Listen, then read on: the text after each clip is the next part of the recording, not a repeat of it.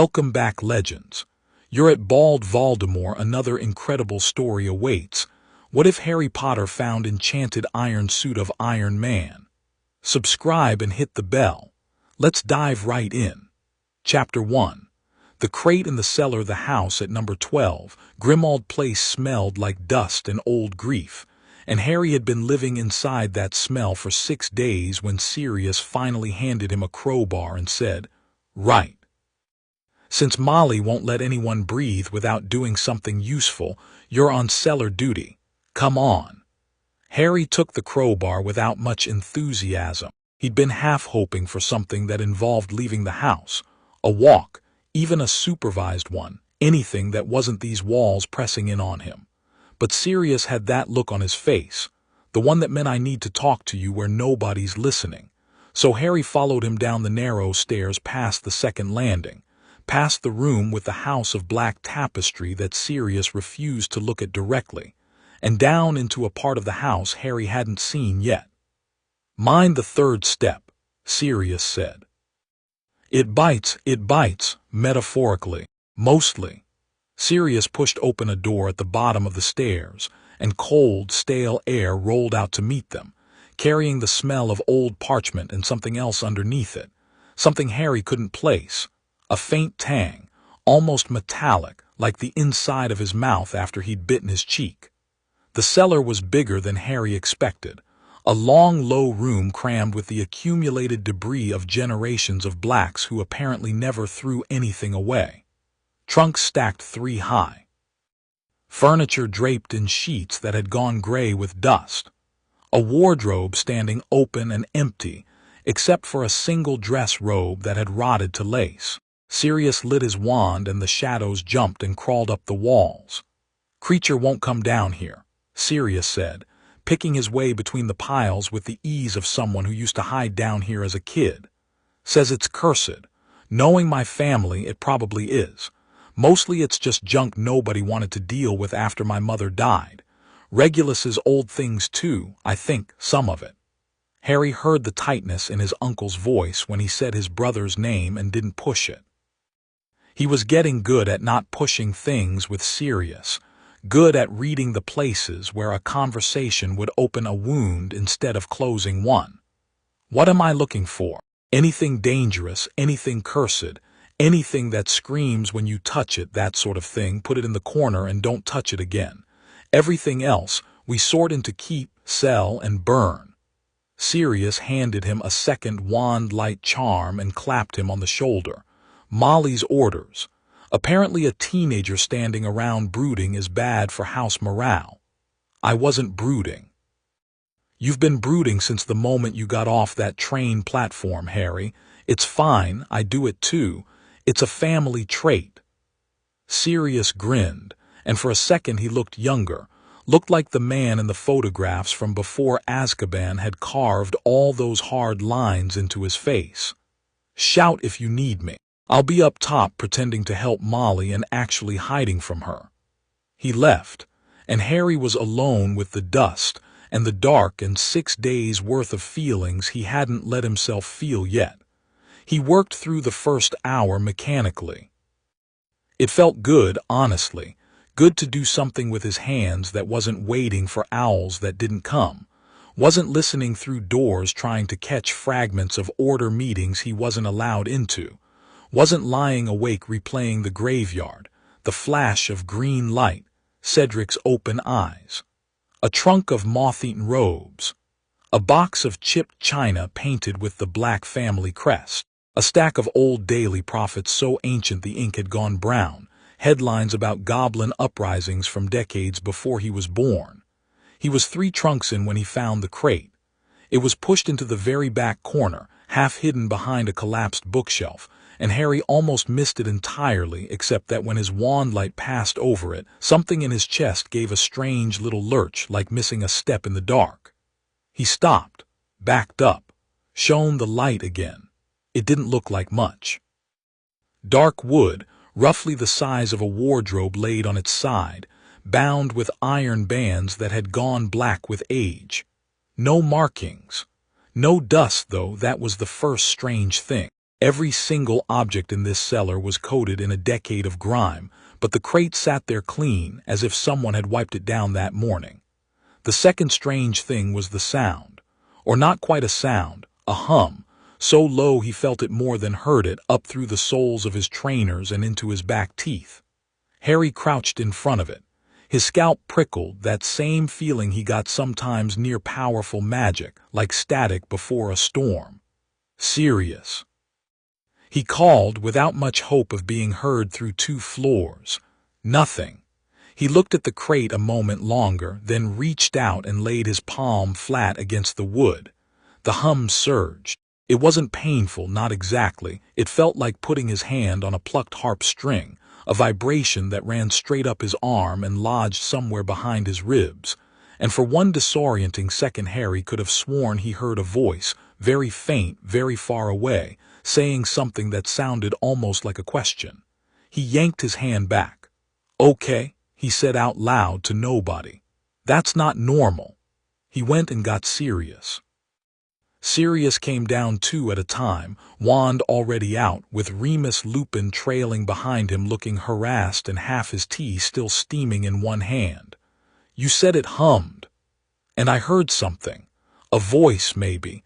I don't know, it was really quiet." Remus set his tea down on top of a trunk with the careful precision of a man who had learned the hard way that magical objects in old wizarding houses deserved respect, and knelt in front of the crate. He didn't touch it. He drew his wand instead and murmured a string of detection charms, watching the tip glow first blue, then flicker orange, then, oddly, nothing at all, as if the crate simply refused to answer the question being asked of it. "That's not a curse signature," Remus said slowly. "It's not magic either. It's Sirius. Come look at this." Sirius crouched beside him. Harry hovered a step back, arms crossed, trying to look like he wasn't bothered by the way both grown wizards had gone very quiet and very focused. "I've never seen a reading like it," Remus admitted. "It's magical, definitely. There's a working on it, something old and layered, but there's something else woven through it that doesn't behave like any charm I know. It's almost," he frowned, searching for the word, "mechanical. Like there's a pattern to the magic, a structure, repeating over and over, very precise. Magic doesn't usually organize itself like that. It's organic. This is what?" Sirius said. "Engineered," Remus finished, and didn't sound happy about the word. Sirius stood, brushing dust off his knees, and gave the crate a long, unimpressed look, the kind he probably used to give homework he didn't want to do. "Right. Well, we're not opening a mystery box in the cellar without backup. Moody would never forgive us if we blew ourselves up doing something stupid, and believe me, he'd find out that man has spies in the walls." "He probably has spies in the walls," Remus muttered. "I'm going to go get him in Tonks." "Harry," Sirius turned, and there was something in his face, some flicker of the guardian he was trying so hard to be. "Don't touch it again while we're gone." Yeah, Harry said, and meant it mostly. They left him alone with it, which, in retrospect, was probably not the smartest decision anyone made that summer. But Sirius had never been particularly good at being cautious, and it hadn't occurred to either of them that the thing might only be waiting for the room to empty.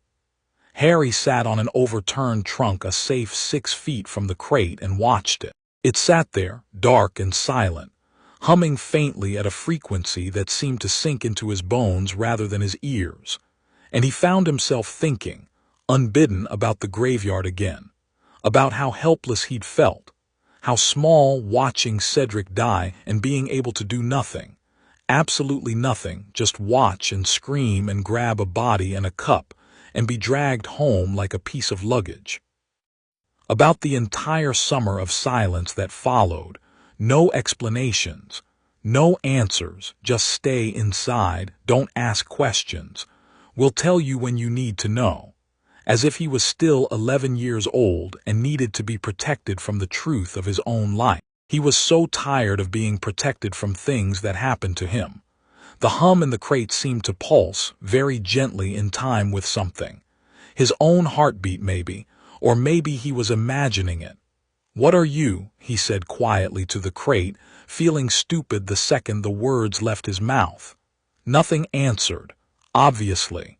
It was a box. He looked at it another minute, and then, because he was 15 and furious and grieving and nobody in this house had told him a single useful thing since he'd arrived, because for once, just once, he wanted to be the one who found something out instead of the one things were kept from, he got up, crossed the 6 feet of cellar floor, and pressed both hands flat against the iron bands.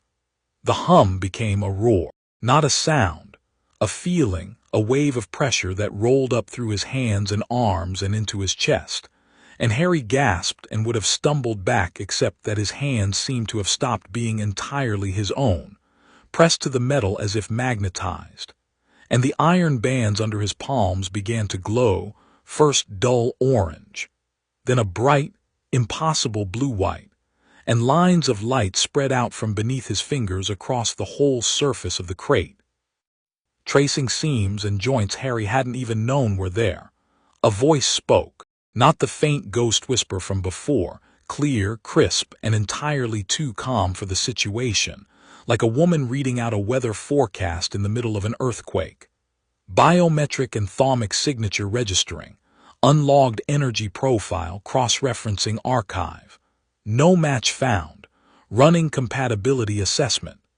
Harry made a noise that was not dignified in the slightest and tried to let go of the crate. His hands would not let go of the crate. "Please remain still. Compatibility assessment in progress." "Let go of me. Compatibility assessment complete." A pause, and Harry could have sworn the voice sounded surprised. "Well, that's new." The iron bands unclasped themselves with a series of sharp metallic clicks, and the front panel of the crate folded outward and down like a drawbridge, hitting the cellar floor with a thum that sent dust exploding into the air and knocked 2 smaller boxes off a nearby trunk. Harry staggered back, coughing, wand out on pure reflex even though he had absolutely no idea what spell he'd even cast if something came at him. What came at him was light. Inside the crate, nestled in what looked like packing foam that had somehow survived decades without rotting, was a suit of armor, not the clanking, medieval sort Harry had seen in illustrations of knights. This was sleek and impossibly smooth, plated in red and gold that caught the wand light and threw it back in sharp, clean gleams, its lines curved like something designed rather than forged. A circular light sat embedded in its chest, dark now, but with a faint residual glow pulsing behind a lattice of glass, like a heartbeat winding down to nothing and then, as Harry watched, winding back up again. Systems coming online. Please stand clear of deployment radius. What? Harry started, and then had to jump backward as the helmet of the suit detached itself from the rest with a hiss of released pressure and rose, unsupported, into the air, rotating slowly to face him. 2 islets lit up, glowing pale blue, and Harry's stomach dropped straight through the floor. "Hello," said the voice, coming now unmistakably from the helmet itself. "I am EDITH-Seven, Emergency Data Interface, Tactical Head. I'm a fragmentary backup AI core salvaged from a mark, suit's central processing matrix. Given the current state of my host architecture and the total absence of anyone matching my registered users, I'm going to go ahead and assume something has gone catastrophically wrong, and that quite a lot of time has passed. Would you care to confirm the current date?" Harry stared at the floating helmet with the eyes lit up like something out of a horror film, wand shaking slightly in his hand, and said, with the sort of blank honesty that only comes from complete shock, "It's the 30th of July. Year, please. 1995. There was a silence that somehow managed to feel exactly like a person taking a very deep breath. "Right," EDITH-Seven said, in a tone that had shifted from crisp professionalism into something drier, flatter, almost, Harry would have sworn, annoyed. "That is considerably longer than anticipated. Boss is going to be thrilled about that, assuming boss is even." The helmet cut itself off and its tone changed again, businesslike once more. "Apologies. Recalibrating. Let's start over. Where am I?" You're in a cellar, Harry said, because it seemed the safest true thing to say. In London. And you would be Harry Potter. Potter, the AI repeated, and Harry had the distinct and uncomfortable impression that it was filing the name away somewhere. All right, Harry Potter, since you're the one who just triggered a full biometric lock keyed to an energy signature I have never once seen in any of my records. And believe me, I have quite a lot of records. I'm going to need you to hold still a moment longer. Why? Because whether either of us likes it, this suit has just decided you're compatible with it, and I would very much like to figure out what that means before something explodes. That was, Harry reflected later, possibly the least reassuring sentence anyone had ever said to him, and he had once been told by a teacher that a Hungarian horntail was going to try to kill him for sport. He didn't get a chance to answer, because footsteps came pounding down the cellar stairs. Sirius first, wand already blazing with light, Remus a half-step behind him, both of them skidding to a halt at the sight of a floating, glowing-eyed metal head hovering in the middle of the cellar and a suit of red and gold armor standing open and empty in a splintered crate. Harry, get back. Sirius's spell was already forming, a burst of white light gathering at his wand tip, and Harry threw himself sideways on instinct. I would suggest against that, EDITH said, entirely unbothered, as Sirius's stunning spell hit an invisible something in the air a foot from the helmet and simply dissolved, sparks scattering harmlessly across the stone floor. Energy shielding is still functional, apparently, which is more than I can say for half my other systems. Also, hello. I don't suppose either of you is registered in my database either. Sirius stood there with his wand still raised, chest heaving, staring at the talking floating head with an expression somewhere between fury and total bewilderment. What, he said very carefully, in the name of Merlin's saggy left. It's talking, Remus said faintly. The metal, it's talking. I noticed, Remus, thank you. I would like to point out, said EDITH, in the same flat, faintly amused tone, that I am a fully functional artificial intelligence with a working understanding of over 4,000 documented spoken languages. So if we could dispense with the shocked staring, I would appreciate it. I have questions of my own, chiefly. Where is Tony Stark? Why has no one heard of him? And why does the boy who just activated me have a magical signature that is? And I want to stress this is not an exaggeration off every scale I possess. Silence. Sirius lowered his wand an inch. Who's Tony Stark? He built me, EDITH said, and for just a fraction of a second under all that dry professional calm, something else showed through, something that in a human voice Harry might have called grief. He built this whole suit. Was his backup consciousness matrix, meant to run diagnostics and keep the armor functioning if the primary systems failed. The fact that I'm the one talking to you and not him means something happened to the primary systems. And him.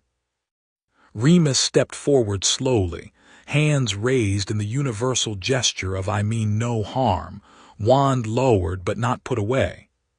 I think, he said, we need to sit down, all of us, and have a very long conversation, preferably upstairs where there is tea, and where Molly Weasley can also yell at us, because she is going to want to.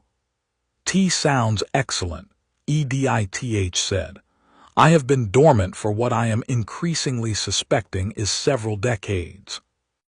I would also like to point out that I cannot physically go upstairs on my own since I am, currently, a disembodied head, so someone is going to need to carry me, and I would suggest it be the boy I'm apparently keyed to, since the last time your friend tried to touch my shielding it did not go well for his spell. Sirius looked at Harry. Harry looked at the helmet. The helmet's blue eyes seemed to look back with an expression that, despite having no actual face, somehow conveyed patient expectation. This is insane, Sirius said, to no one in particular. Yes, Remus agreed. Completely. Harry reached out, slower this time, more deliberate, and picked the helmet up. It weighed almost nothing, far less than metal that size should weigh, and the moment his fingers closed around it he felt that same low hum again, contented this time, almost like a cat settling into a lap. "Thank you," EDITH said. "Now, about that tea." The kitchen at Grimmauld Place had never hosted a stranger meeting.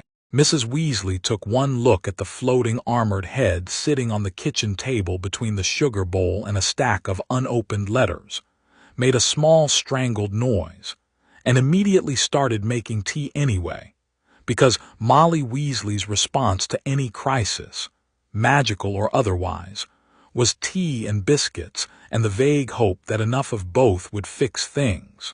Moody arrived within the hour, summoned by an urgent message from Sirius, and spent a full 5 minutes walking a slow circle around the kitchen table with his magical eye spinning wildly, muttering things like, "Never seen anything like it," and "could be confounded," "could be a trap," "constant vigilance," under his breath, while EDITH watched him with what Harry was fairly sure was silent judgment.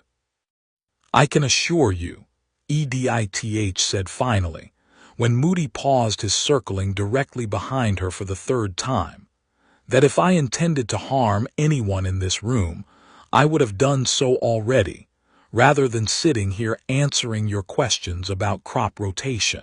"Wasn't asking about crop rotation," Moody growled.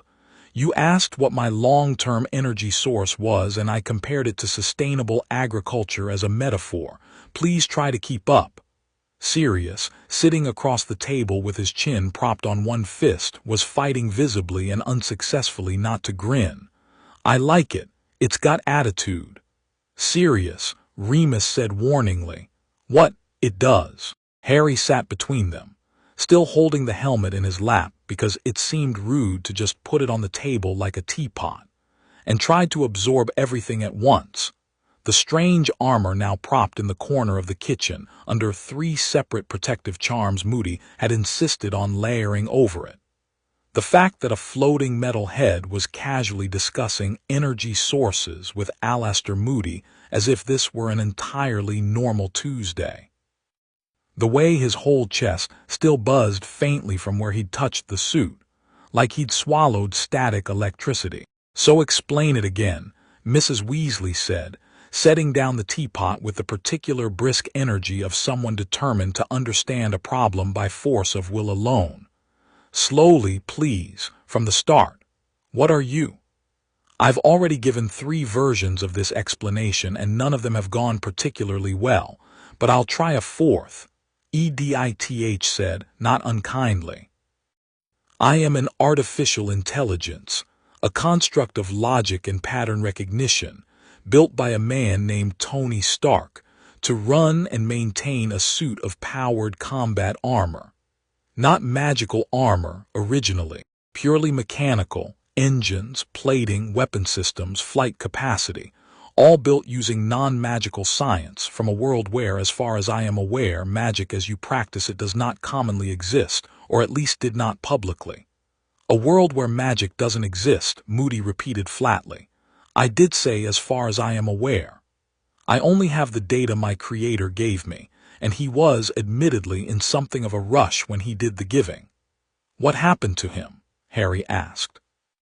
It was the first thing he'd said in almost 10 minutes, and every head at the table turned toward him, but he kept his eyes on the helmet in his lap.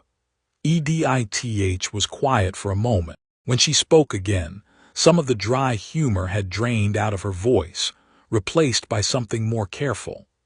"I don't fully know. My memory core only holds fragments from the final hours before dormancy. There was some kind of catastrophic event, dimensional in nature, tearing multiple realities apart at the seams. Boss Tony was working to stabilize something, and he was running out of time and running out of options, and he made a choice to root this suit, and me with it, through an unstable rift, along with a captured fragment of what he called raw ambient energy, which, Based on everything I have observed in the last 2 hours, I am now fairly confident was actually magic, though he didn't know that word for it. He was hoping the suit would land somewhere it could be useful. Somewhere it might find a pause, deliberate, someone worthy of it in his words. I don't know if he survived what came after. I have no way of knowing. I was in low-power dormancy from that moment until this boy put his hands on the crate. The kitchen was very quiet. Even Moody's eye had stopped spinning. That's... Mrs. Weasley pressed a hand to her mouth. That's horrible, that poor man. He would tell you not to feel sorry for him, EDITH said, and there was something almost fond in it underneath the flatness. He'd probably make a joke about it instead. He was very good at that, making jokes instead of feeling things. Harry understood that better than he wanted to admit. Sirius leaned forward, elbows on the table. So what happens now? This energy thing, whatever it grabbed on the way through, it's been sitting in a magical house for God knows how long. 50 years. More. Judging by the dust levels and the state of the local architecture, my estimate would be closer to 55 years, though I'll need better reference points to be precise, EDITH said.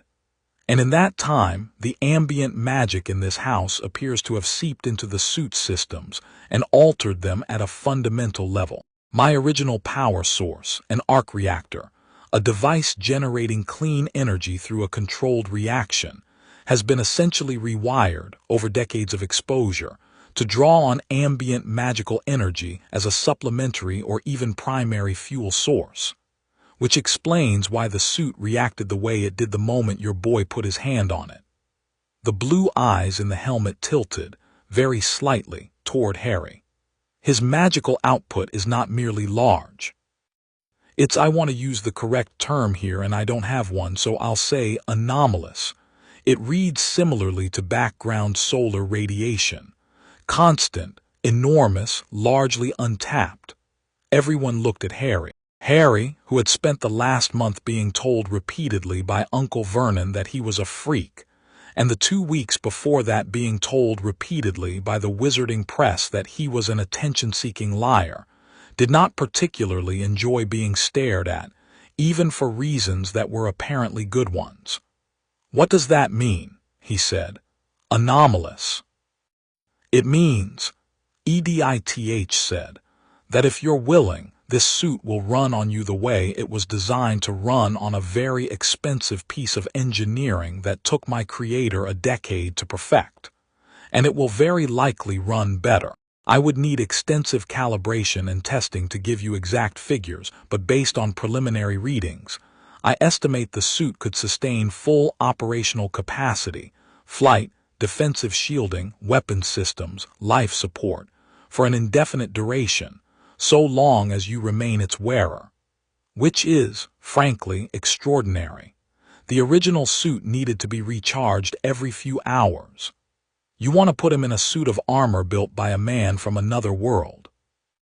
Mrs. Weasley's voice climbed half an octave. "He's 15.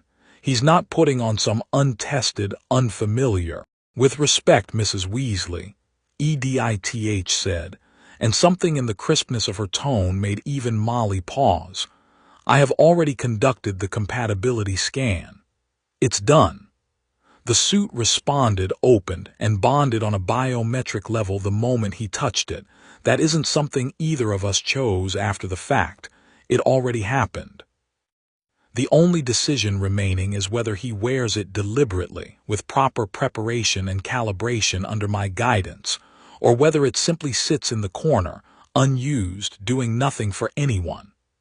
"Or we destroy it," Moody said, low and flat, magical eye fixed unblinking on the armor in the corner. The temperature in the room seemed to drop. "You could try," EDITH said, entirely pleasant. "I would point out that the shielding held against a stunning spell without so much as a flicker, and that was while I was running at minimal power with no wearer active. I genuinely don't know what would happen if you attempted anything more forceful, and I would rather neither of us find out, because I suspect the answer involves this kitchen no longer existing." Moody's jaw worked. Sirius, for his part, had gone very still, watching Harry rather than the suit. "Harry," he said quietly, "what do you want?" And there it was, the question nobody had actually asked him yet.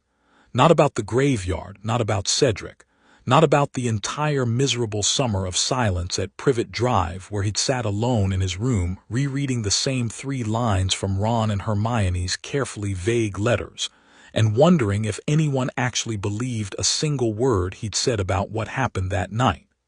What do you want, Harry? Not what's safe. Not what the Order thinks is best.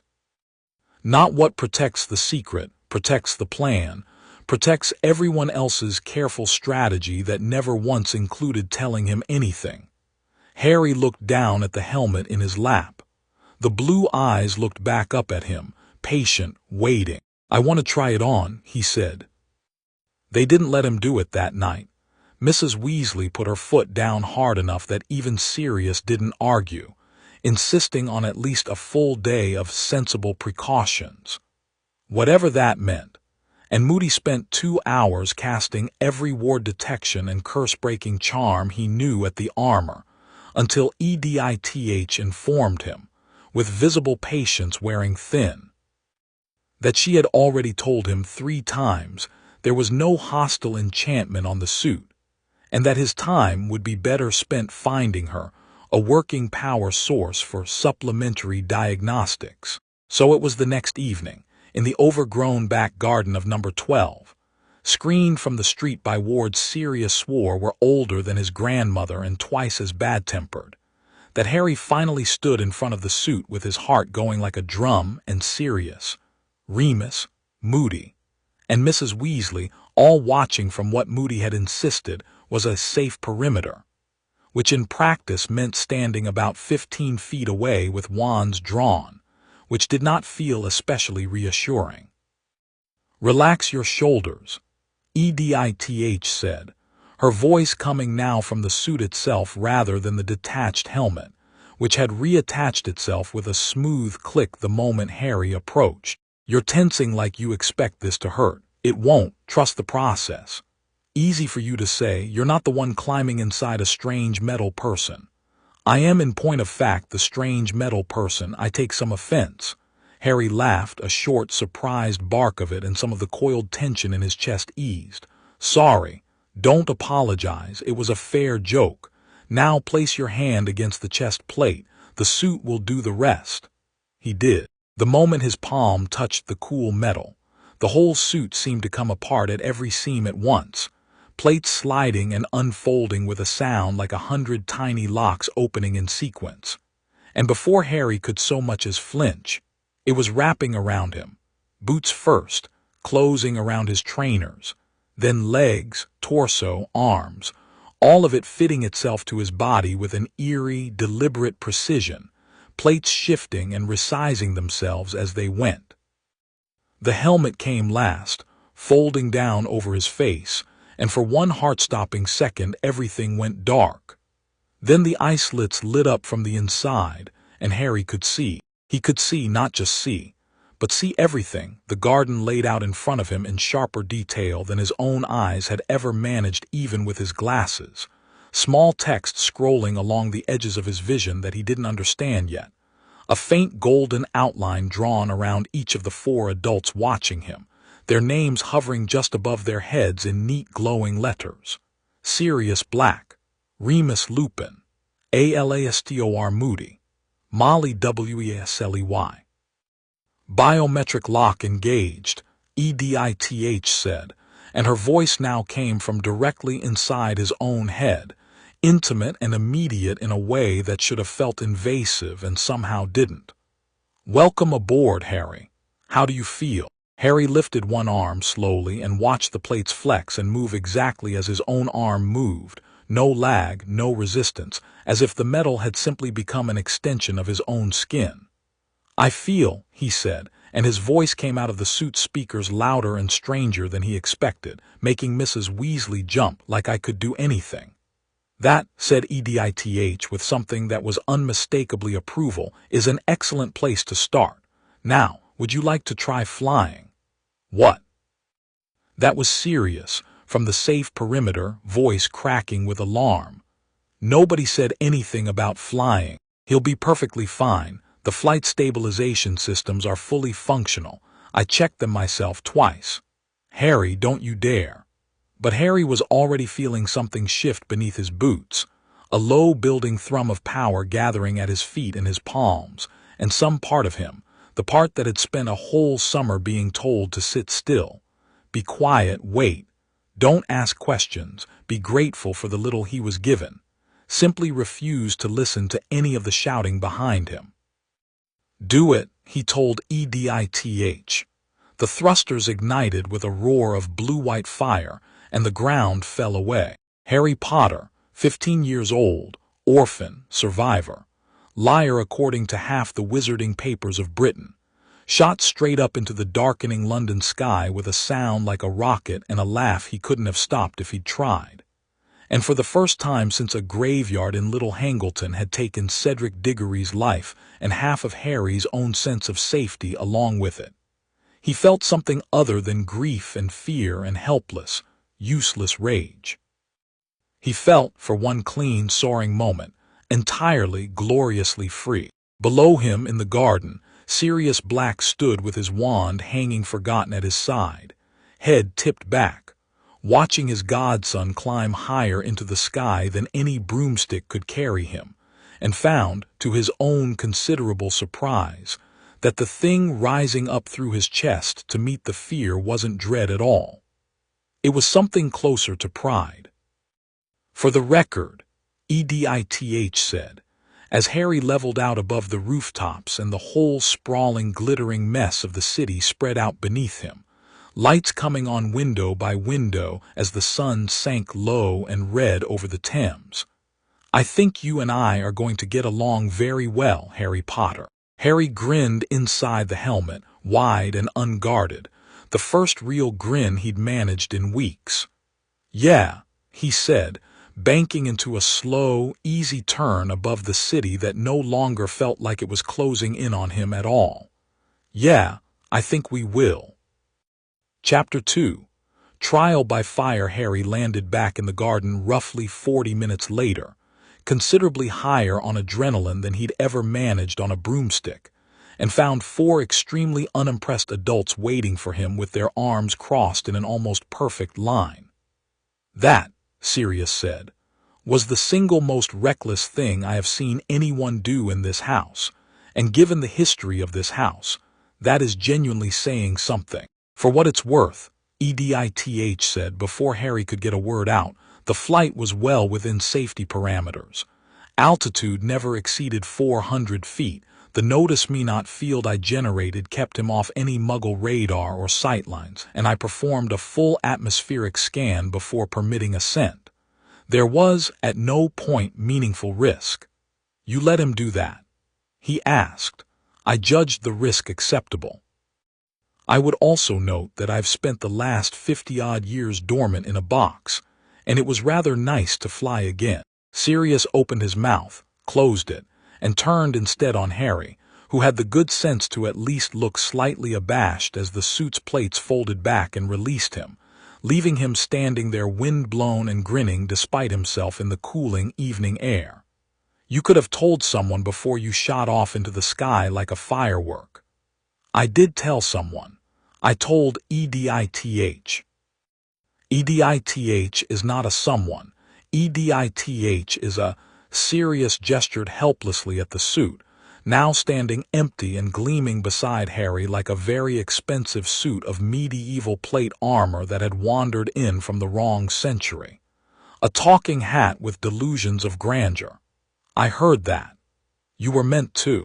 Remus, who had been quiet through most of this, stepped forward with the particular calm he seemed to reserve for moments when other people were shouting. Sirius. He's fine. Look at him, he's fine, the suit is fine, nothing is on fire.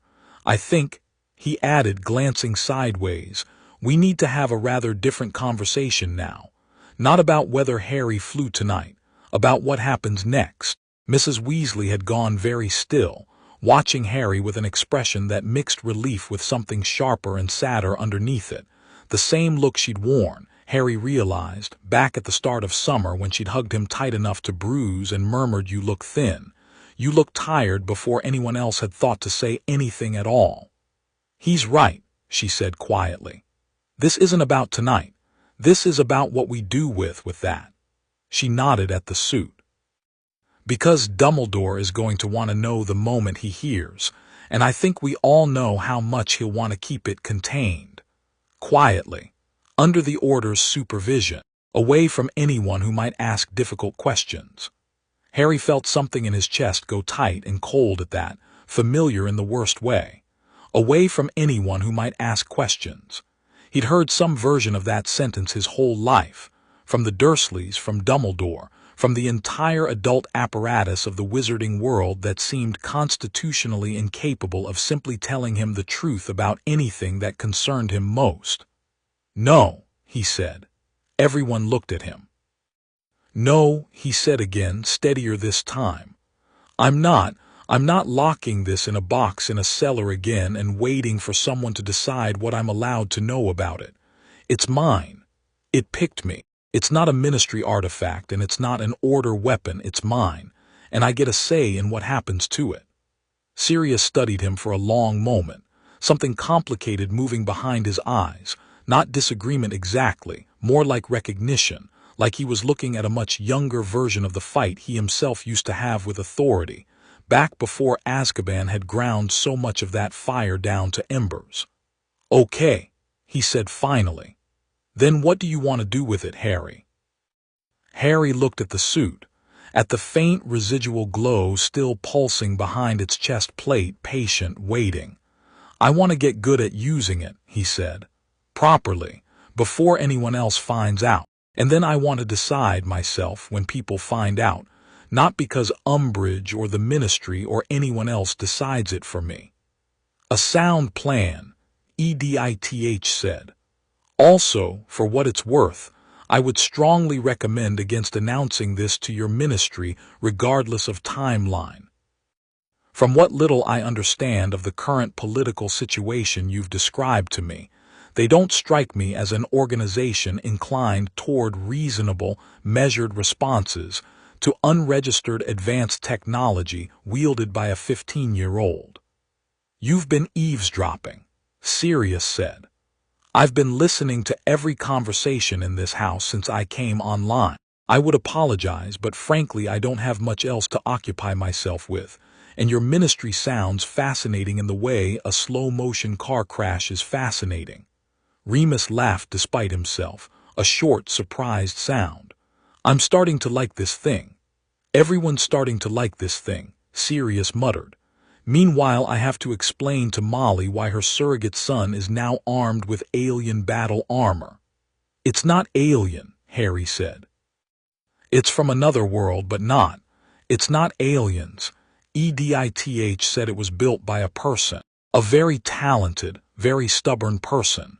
EDITH agreed, and there it was again, that faint thread of something under the words that Harry was starting to recognize as grief carefully filed away where it couldn't get in anyone's way. "Who I would very much like to think is still out there somewhere, being equally stubborn about surviving." Nobody said anything to that. There wasn't really anything to say. Molly Weasley's compromise, negotiated over the following 2 days with the ferocity of a woman brokering peace between warring nations, was this: Harry could train with the suit, but only within the wards of number 12, only with at least one adult Order member present, and only after Sirius wrote, under significant duress and with several crossed-out drafts, a very careful letter to Dumbledore that used the phrase, "developed a situation requiring your input," no fewer than 4 times, apparently in the hope that vagueness would delay whatever reaction was coming. Dumbledore's response arrived 2 days later, delivered by a phoenix that appeared in a burst of flame directly onto the kitchen table and made Mrs. Weasley shriek and drop an entire tray of biscuits. The letter was short. It said in its entirety, "Sirius, I trust your judgment in this as I always have. Let the boy learn what he needs to learn. I will come when I am able and we will speak then. Until then, be careful and be discreet. There are eyes everywhere this summer more than usual. Well, Sirius said, reading it over Harry's shoulder. That's either wonderfully trusting or completely useless, and I genuinely cannot tell which. For what it's worth, EDITH offered from the corner where the suit stood at rest. I ran a linguistic pattern analysis on that note. There's an 83% probability he already knows more about what's happening than he's letting on, and chose not to write it down in case the letter was intercepted. Your headmaster strikes me as someone who plays several moves ahead of the conversation he's actually having. That, Sirius said, sounds exactly like Dumbledore. Harry folded the letter and set it down, feeling an odd mixture of relief and irritation. Relief that no one was going to march in and take the suit away. Irritation that once again an adult he trusted had chosen careful ambiguity over a straight answer. He was getting tired of that particular flavor of trust, the kind that assumed silence was protection rather than one more thing being kept from him. Right, he said, shaking it off. EDITH.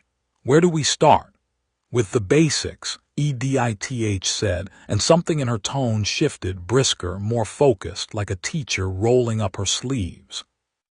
You flew reasonably well on instinct alone, which tells me your reflexes are good, and your nervous system adapts quickly to new sensory input, both useful traits.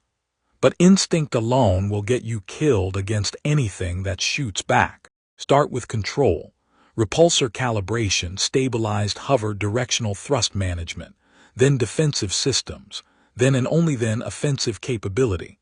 How long will that take? On a normal wearer, weeks, possibly months. A pause calculated for effect, Harry suspected. On you, given what I'm reading from your magical output feeding directly into my core systems, I genuinely don't know. I've never had a power source like this before. We may simply have to find out together. They trained in the garden mostly, under a canopy of order-strength privacy wards that Moody insisted on checking personally every single morning, muttering about constant vigilance the whole time as though the wards might have quietly betrayed them overnight. Sirius watched most sessions with his arms folded over the back of a garden chair, occasionally shouting unhelpful encouragement. Remus took notes, actual notes, in a battered notebook, cataloging everything EDITH said about the suit systems with the meticulous curiosity of a man who'd spent his whole life fascinated by things that shouldn't exist. The first week was mostly Harry falling out of the air. You're overcorrecting, EDITH said for perhaps the 9th time as Harry picked himself up out of a rose bush that had definitely seen better decades, thorns scraping uselessly against the suit's plating without leaving so much as a scratch. You feel the drift, and instead of a small correction, you throw the entire weight of your intention into it. It's not a broomstick. You don't need to lean into the turn with your whole body. It felt like I was falling. You were falling. Deliberately by about 2 feet because you panicked and cut thrust entirely rather than adjusting it. Try again. Small movements. Trust the stabilizers to do their job. You don't have to fight the suit, you have to work with it. Harry climbed back to his feet, brushing rose petals off his shoulder, and looked up at the darkening sky where he was meant to be hovering with elegant precision instead of crash-landing into shrubbery like a poorly aimed bludger. This would be easier, he said, if you just tell me exactly what to do instead of all this trust the process stuff. I could, EDITH agreed. And you'd learn to fly the way I fly, which is to say, mechanically, by rote, executing commands without understanding why they work. Or you can learn to feel it the way you clearly already feel your own magic and fly the way nobody who isn't you could ever fly. I've watched you cast spells over the last few days. You don't recite the theory in your head first. You feel what you want to happen and you make it happen. I'd rather teach you to fly the same way. It'll take longer at first. It'll be better in the end. Harry stood there a moment, quiet, turning that over. It was, he realized slowly, One of the more thoughtful things anyone had said to him about how his own magic worked. Not a lecture about wand movements or Latin roots, but an actual observation about him, specific and true. "Okay," he said. Again, he fell only twice more that evening. And the second time, he caught himself 3 feet from the ground with a burst of controlled thrust that made Sirius actually applaud from his garden chair. "See," EDITH said, with what could only be described as smugness. "Feeling it." Ron and Hermione arrived on a Wednesday, both of them travel-worn and full of the particular restless energy of people who had spent weeks writing carefully vague letters, and were finally allowed to say things out loud. Harry heard the front door slam and Mrs. Weasley's delighted shriek of, "Oh, you're both here at last, come in, come in. Mind the umbrella stand, it bites from 2 floors up," where he was in the middle of what EDITH insisted was basic threat assessment calibration, and what felt to Harry mostly like standing very still while a floating hologram of a training dummy circled him slowly. "I'll finish this later," he told EDITH, already moving for the door. Calibration paused.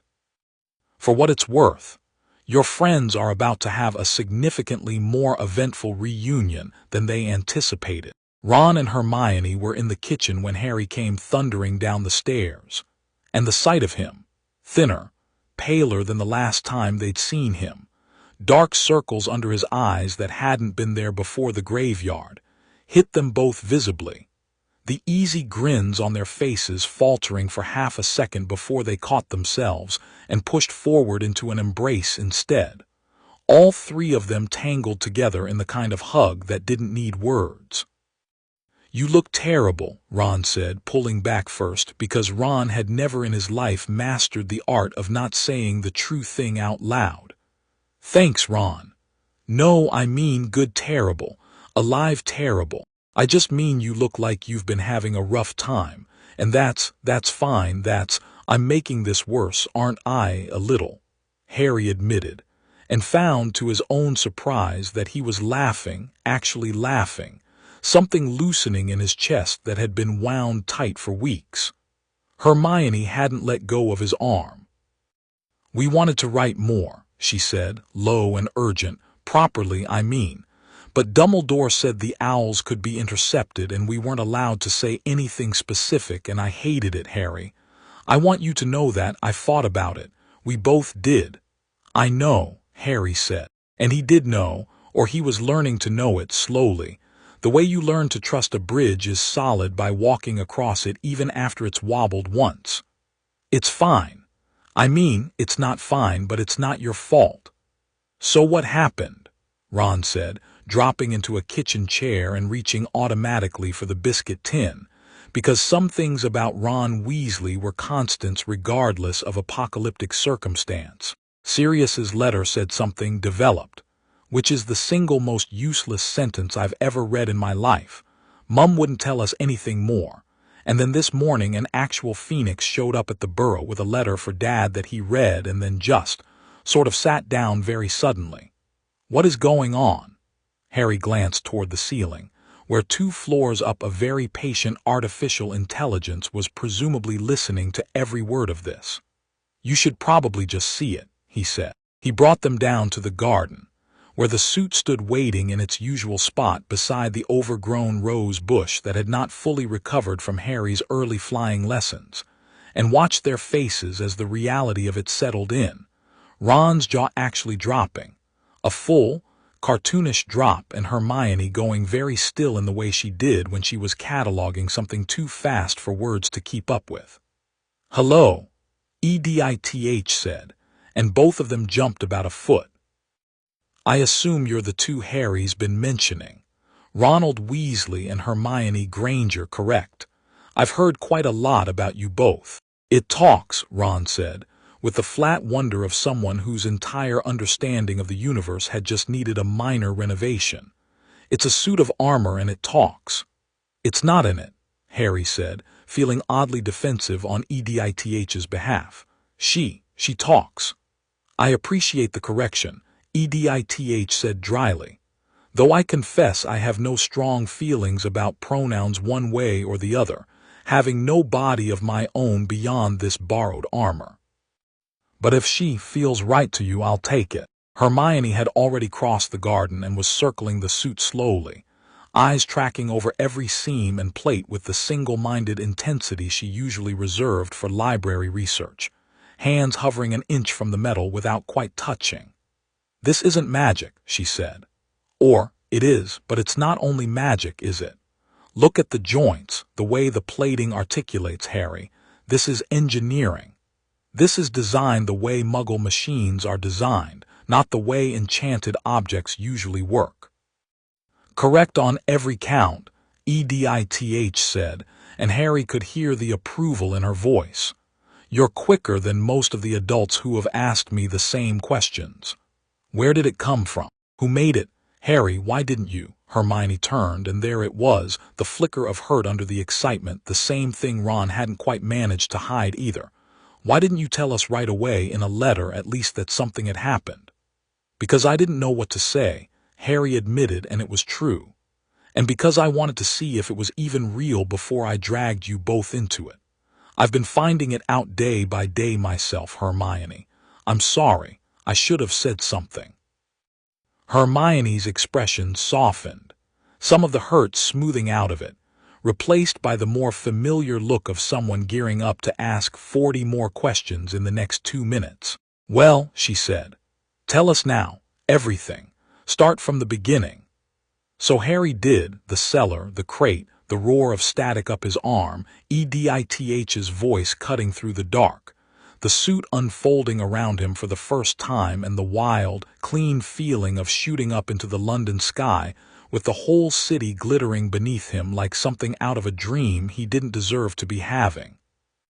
He watched Ron's face shift from disbelief to something closer to naked envy, and Hermione's from wonder to a kind of urgent, focused calculation that Harry recognized instantly, because it was the exact expression she wore before disappearing into the library for 3 days straight. "I want to help," she said the second he finished. "With the theory of it, I mean, how magic and this technology are interacting, why it's stable, whether there are risks nobody's thought of yet.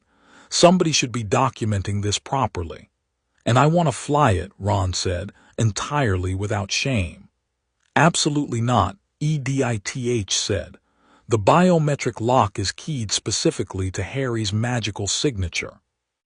I could theoretically rekey it given time and a very good reason, but I have no intention of doing so on the basis of, and I quote, wanting to fly it." "Worth a shot," Ron said, unbothered.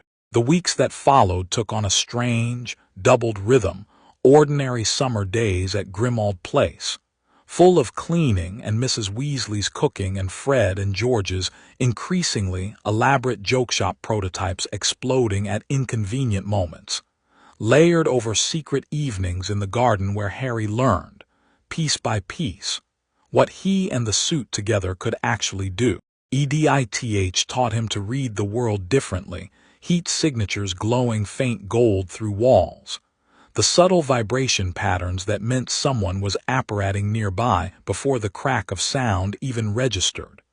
The way his own magic, when he pushed it deliberately into the suit's systems, rather than just letting it flow passively as fuel, could boost the repulsor's output far beyond their rated capacity.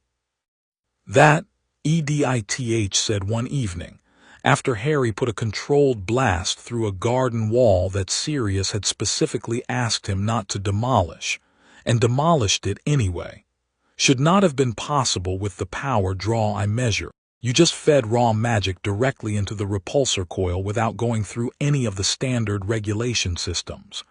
Do you have any idea how dangerous that could have been if you'd miscalculated?" "Sorry," Harry said, not sounding especially sorry, surveying the rubble with something close to delight. "Don't be sorry. Be more careful. There's a difference. What you just did, that's not something the suit's original design ever anticipated." Tony built regulators into every system specifically because raw, unfiltered power feeding directly into delicate hardware tends to end in explosions, and not the fun kind. A pause. But it worked, which means either you got extremely lucky, or your control over your own output is significantly better than either of us has given you credit for. Or both. Or both, EDITH conceded. I'd like to test that theory further, carefully, with slightly less structural damage to your godfather's ancestral home. If you don't mind, he's already had to explain 3 broken windows to Mrs. Weasley this week, and I don't believe his nerves can take a 4th. Sirius, overhearing this from the kitchen doorway with a mug of tea in hand, called out, "I heard that, and yes, please, for the love of God. Some of us actually like this house despite every reason not to." Harry grinned and didn't apologize again, but he did dial the next blast back considerably, and found, with a small thrill of satisfaction, that he could feel the difference now, the precise weight of magic he was pushing through, the way he'd once had to learn to feel the weight of a broomstick tilting under him. Hermione, true to her word, had taken over Sirius's study with a stack of borrowed books and an ever-growing chart pinned to the wall that mapped, in her increasingly cramped handwriting, everything EDITH could tell them about the suit's original construction against known theories of magical enchantment. Ron mostly watched Harry train, offered running commentary that ranged from genuinely useful, "Your left arm dips when you're about to turn, EDITH, is that a problem?" to entirely unhelpful, "Do a flip, go on, do a flip," and spent an increasing amount of time trying to convince EDITH to let him, "Just hold the helmet, that's all, I won't even put it on. You said that last time and then you tried to put it on." That was a completely different situation. It was the same situation. You attempted it 40 minutes ago. It was, in short, the closest thing to a normal summer Harry had had in years. Training and laughter and the low, constant hum of the suit like a heartbeat under everything. And for 2.5 weeks, he let himself believe it might simply continue that way, undisturbed, until he was ready to decide on his own terms when the wider world found out. That illusion lasted exactly until the night Mundungus Fletcher didn't come back from his watch shift.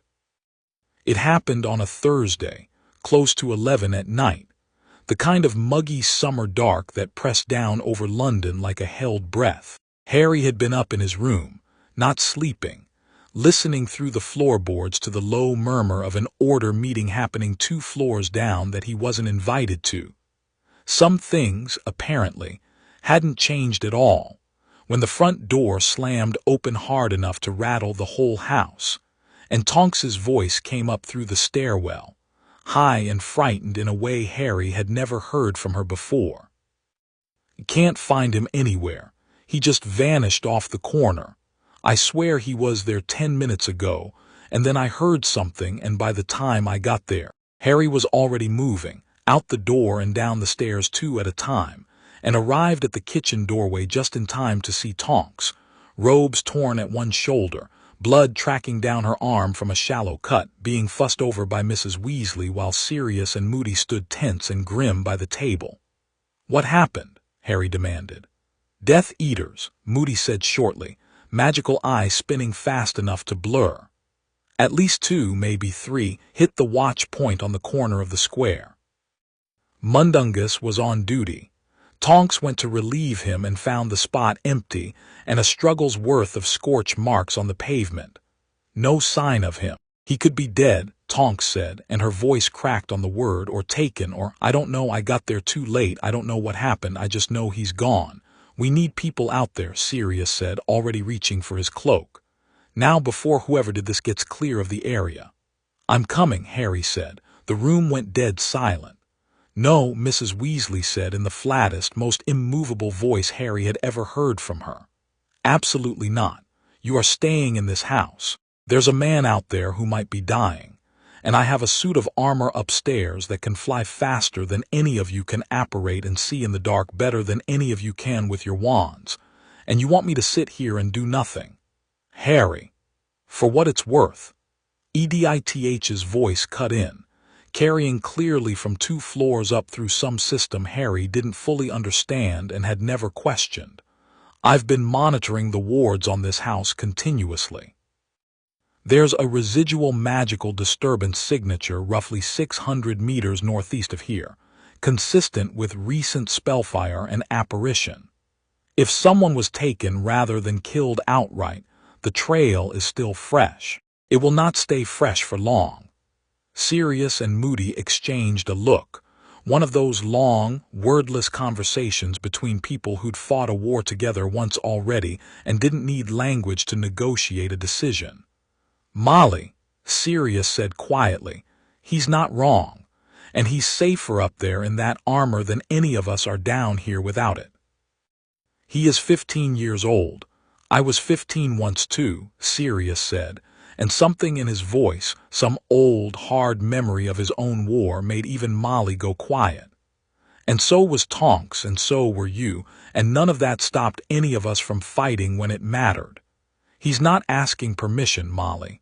He's telling us. There's a difference, and I think we'd both do well to notice it.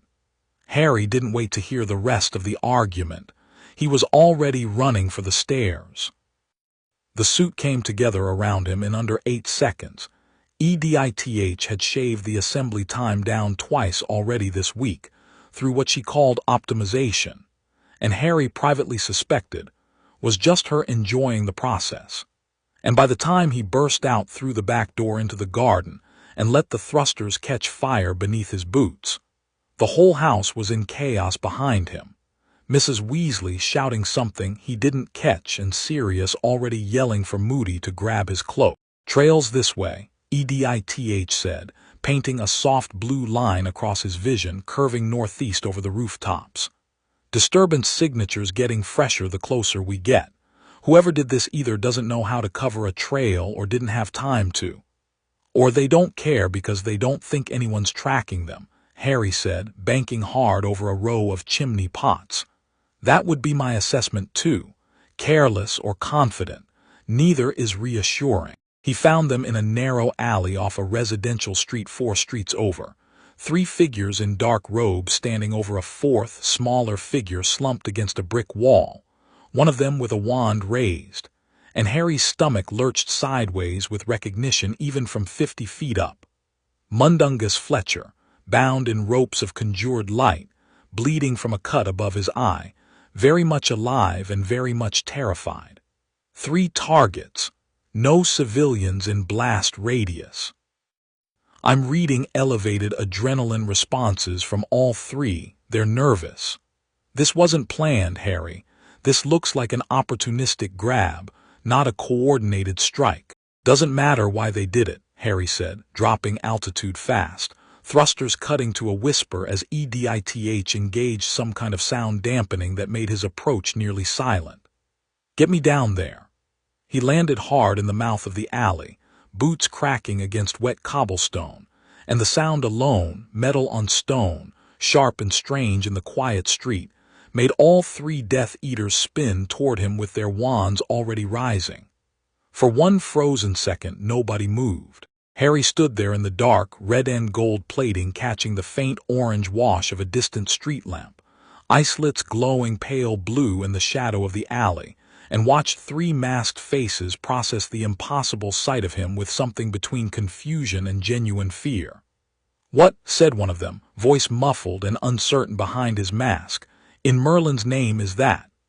Doesn't matter, said a second, sharper, more controlled. Take it down before it. He didn't finish the sentence. Harry's repulsor caught him mid-word, a controlled burst that sent him flying backward into a stack of dustbins, with a crash loud enough to wake half the street, and the alley erupted into chaos. Curses came at Harry from 2 directions at once, and he felt them hit, not painfully but as pressure, a shove against an invisible skin that EDITH's shielding turned to harmless sparks scattering across the wet stone, and something in his chest. Some old coiled tension that had been there since the graveyard, since watching Cedric die and being able to do nothing but scream simply. Let go. He didn't feel afraid. He felt distantly, almost giddy, the way you feel at the top of the highest drop on a roller coaster right before it falls. Stay down, he told the two still standing, and his voice came out of the suit speakers deep and strange and utterly calm. Or I put you down. One of them, the one still upright and apparently the leader, judging by the sharper cut of his robes, actually laughed, a short, disbelieving bark. You're a child. Whatever you're wearing, you're a child playing dress-up, and I don't know what muggle nonsense this is supposed to be, but you're going to. Harry didn't wait for him to finish. He crossed the distance between them in half a second, too fast for the Death Eater to track, and caught the man's wand arm before the curse could even finish forming, wrenching it up and sideways hard enough to make him cry out and drop the wand entirely. A single controlled repulsor blast to the chest sent him sprawling flat on his back, wheezing, definitely not dead, definitely not getting up again in a hurry. The third Death Eater didn't wait to find out if he was next. He turned and ran. Should I? Let him go, Harry said, already moving toward Mundungus, who was staring up at him from the ground with an expression of stupefied, bleeding wonder. We need him talking, not chasing. Better someone runs and tells a story nobody will believe than we catch three and end up with a hostage situation. That's surprisingly tactical of you. I've had good teachers this summer. He knelt beside Mundungus, and with a gentleness that felt strange coming out of metal fists that had just knocked two grown men flat, cut through the conjured ropes with a small, precise blade EDITH extended from his gauntlet. Blimey, Mundungus said, staring up at him, voice hoarse. Blimey, is that Harry Potter, in a bloody suit of armor? Long story, Harry said. Can you walk? Reckon I can manage, yeah, once my legs stop doing that thing where they don't work properly. Mundungus staggered upright, leaning heavily on the brick wall, and looked Harry up and down with an expression somewhere between awe and profound confusion. You just did that, to two of them, on your own. Yeah, Harry said, and found to his own quiet surprise that he didn't feel the need to downplay it, didn't feel that old familiar instinct to shrink the moment down into something smaller and safer for everyone else to swallow. He just stopped two Death Eaters cold, alone, in the space of about 10 seconds, and Mundungus Fletcher was alive because of it. Yeah, I did. Incoming, EDITH said suddenly, sharper. Apparition signatures, 4 of them closing fast from the south. Could be reinforcements for the ones who ran. Could be order. I can't tell which from the signature alone. They're moving too fast. Harry turned, plates shifting into a readier stance without conscious thought, and found with a rush of relief that nearly buckled his knees that it was Sirius, Moody, Remus, and Tonks who came skidding around the corner of the alley, wands raised, breathing hard. Harry, Sirius's voice cracked with something that was equal parts fury and terror. Are you? I'm fine, Harry said. Mundungus is hurt, but he's alive. 2 Death Eaters down, 1 ran. Moody's magical eye swept the alley once, taking in the 2 unconscious men, the scattered dustbins, Mundungus swaying but upright, and something in the old Auror's weathered face shifted, not quite approval but close to it, close enough that Harry noticed. Not bad, Moody said grudgingly. Not bad at all for a first fight. He didn't even use a wand, Tonks said, staring at Harry with wide, disbelieving eyes. You flew in here and just took them, no spell, nothing. He didn't need to, Sirius said quietly, and there was something raw underneath the words, some collision of terror and pride he hadn't fully worked out how to hold at the same time. He crossed the alley in 3 strides and pulled Harry, armor and all, into a fierce, brief hug that made the metal creak. Don't you ever do that to me again without telling me first, he muttered into Harry's shoulder. Understand? Not ever. Understood, Harry said, and didn't mean it, not entirely, and suspected Sirius knew that too. 2 streets away, crouched in the shadow of a shuttered shopfront with his ribs still aching from the impact of a repulsor blast, he had absolutely no explanation for. Rodolphus Lestrange watched the alley from a safe distance, breathing hard, and tried to make sense of what he'd just seen. A boy, a child, in armor that gleamed like something out of a fever dream, moving faster than any spell he'd ever cast, throwing grown wizards through the air with light that came from nowhere and no wand at all. He didn't know what it was. He didn't have the first idea what it was. But he knew, with the cold certainty of a man who had spent years reading the shape of power in a room, that whatever he'd just seen was not a trick, not a fluke, and not something the Dark Lord would dismiss out of hand the way he dismissed so many other rumors this year. He turned and disapparated with a soft crack, already composing in his head exactly how he was going to explain this to Lucius Malfoy without sounding like a madman. It didn't matter how he explained it, really. What mattered was that he had seen it, and now, for the first time since the boy's name had started circulating again through certain very careful, very quiet channels, someone in the Death Eater's ranks knew that Harry Potter had become something none of them, not even the Dark Lord himself, had accounted for. Chapter 3. The Hearing. The letter arrived 4 days after the alley, delivered by a ministry owl so official-looking it practically clanked, and Sirius read it out loud at the breakfast table in a voice that got progressively flatter with every sentence. Dear Mr. Potter, further to the incident of the 2nd of August, in which you performed multiple instances of underage magic in a Muggle-inhabited area, you are hereby summoned to a disciplinary hearing before the Ministry of Magic on the 12th of August at 9 o'clock in the morning. Sirius set the parchment down with exaggerated care, like it might explode. Underage magic. They're calling it underage magic. Well, technically, Hermione said, around a mouthful of toast. You didn't use a wand, so I suppose the Ministry's trace couldn't tell them exactly what you did, only that a burst of powerful, untraceable magical activity happened in that alley connected to your registered signature. They're guessing. They're guessing wrong, Ron said cheerfully. Which is brilliant, actually, because it means they've got no idea what actually happened. I would be cautious about assuming ignorance equals safety, EDITH said from where the suit stood propped in the corner of the kitchen, having become, over the last 2 weeks, something close to a permanent fixture of breakfast conversation that nobody except Mrs. Weasley still found strange. An organization that reacts to an unknown threat with confusion is not necessarily an organization that reacts to it with restraint. Sirius scrubbed a hand down his face. This is Umbridge's doing. Has to be.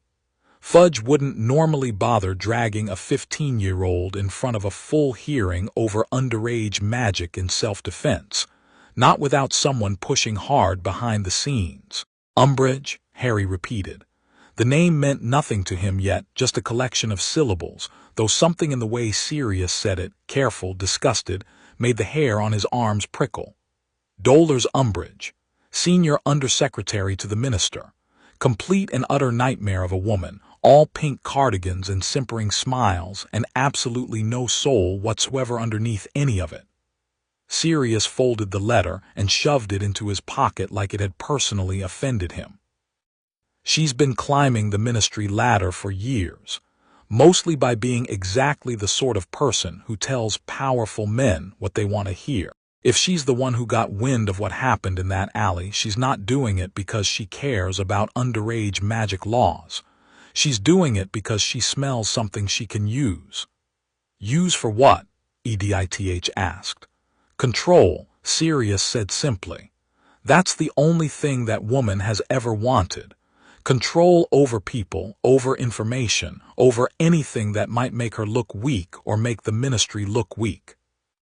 And right now, thanks to Fudge burying his head in the sand about Voldemort being back. Anything that even hints at unexplained power floating around Britain is going to terrify people like her far more than it terrifies people who actually understand what's coming. Harry looked at the letter now sitting folded in Sirius's pocket and felt something settle in his chest, not fear exactly, more like the cold, clarifying focus he'd felt in that alley right before the fighting started. "Good," he said. Everyone looked at him. "Good," he said again. "Let her come. Let her ask her questions. I'm done sitting quiet and waiting for people to decide what I'm allowed to say about my own life." The days before the hearing passed in a strange, charged limbo. Hermione spent hours coaching Harry on ministry procedure, dredging up half-remembered bits of Hogwarts, a history, and whatever fragments of wizarding law she'd absorbed from her parents' odd fascination with the wizarding legal system. While Sirius paced the length of the kitchen so many times, Mrs. Weasley eventually banned him from doing it during meals. "They'll ask you to explain the magic," Hermione said, for what felt like the 9th time, pen tapping against a scroll of notes she'd made without being asked. "You need a consistent story. Self-defense is legally sound, but if they push on how, Harry, you can't tell them about the suit. Not there. Not in front of Fudge and Umbridge and God knows who else in that courtroom. I know. I mean it. If the Ministry gets even a whisper of what that armor can actually do, they will not ask nicely for a look at it. They'll try to seize it, and if it resists, which knowing EDITH it absolutely will, I take mild offense at being discussed as if I'm a temperamental kettle," EDITH said from the corner, "but she's not wrong. I would not respond well to an attempted seizure, and I doubt the outcome would please anyone involved." "So what do I say?" Harry asked. "I can't exactly claim I did wandless magic by accident." "You say you don't fully understand what happened," Hermione said. "Which is even true, technically. You can say the power came from you, from raw magic under stress, and that you don't know how to explain the specifics because it's never happened before. It's vague, but it's not a lie, and it protects the actual truth." Harry considered that. It felt uncomfortably close to the kind of careful half-truth the adults in his life had been feeding him for years, and he didn't love the taste of it in his own mouth. But he understood the necessity this once of protecting something that mattered more than his own comfort with honesty. "Fine," he said. "Vague it is." Sirius, who'd been listening from the doorway with his arms folded, cleared his throat. "There's something else you should know before you walk in there. Umbridge isn't just going to ask about the magic. If she's connected the incident in that alley to whatever description got passed along, and given there was a Death Eater who ran, I'd bet good money words already traveling through certain channels, she may ask about a suit, armor, something metal. How would she even know to ask that?" "Because," Sirius said grimly, "if I were a Death Eater who just watched a 15-year-old throw 2 grown men across an alley without a wand, and I ran back to my masters with that story, I'd want proof I wasn't imagining it, which means somewhere out there, someone's already talking about what they saw. Rumors move fast in that world, Harry, faster than owls. It wouldn't shock me if words already reached people we'd very much rather it hadn't." Harry thought of the 3rd Death Eater, the one who'd turned and run rather than staying to fight, and felt a slow, cold understanding settle into his stomach. "Let them talk," he said after a moment. "I'm not ashamed of what I did. I stopped 2 men who'd taken Mundungus and were about to do worse. If anyone wants to make an issue out of that, they can explain to me exactly what they think I should have done instead. Wait around for permission. Write a letter and hope somebody got to him in time. For what it's worth," EDITH said quietly, "that is precisely the correct attitude to walk into that hearing with. Confidence, backed by fact, is very difficult to attack. Guilt is what people like Umbridge feed on. Don't give her any." The morning of the 12th arrived gray and drizzling. London wrapped in that particular damp August haze that made everything look slightly unreal. And Harry stood in the front hall of number 12 in his best, only, set of decent robes, feeling the strange doubled weight of nerves, and something steadier underneath them that he hadn't quite had access to before this summer. "You'll be fine," Sirius said, straightening Harry's collar with the fussy, overcompensating energy of a man determined not to look as worried as he felt. "Just don't lose your temper, whatever she says.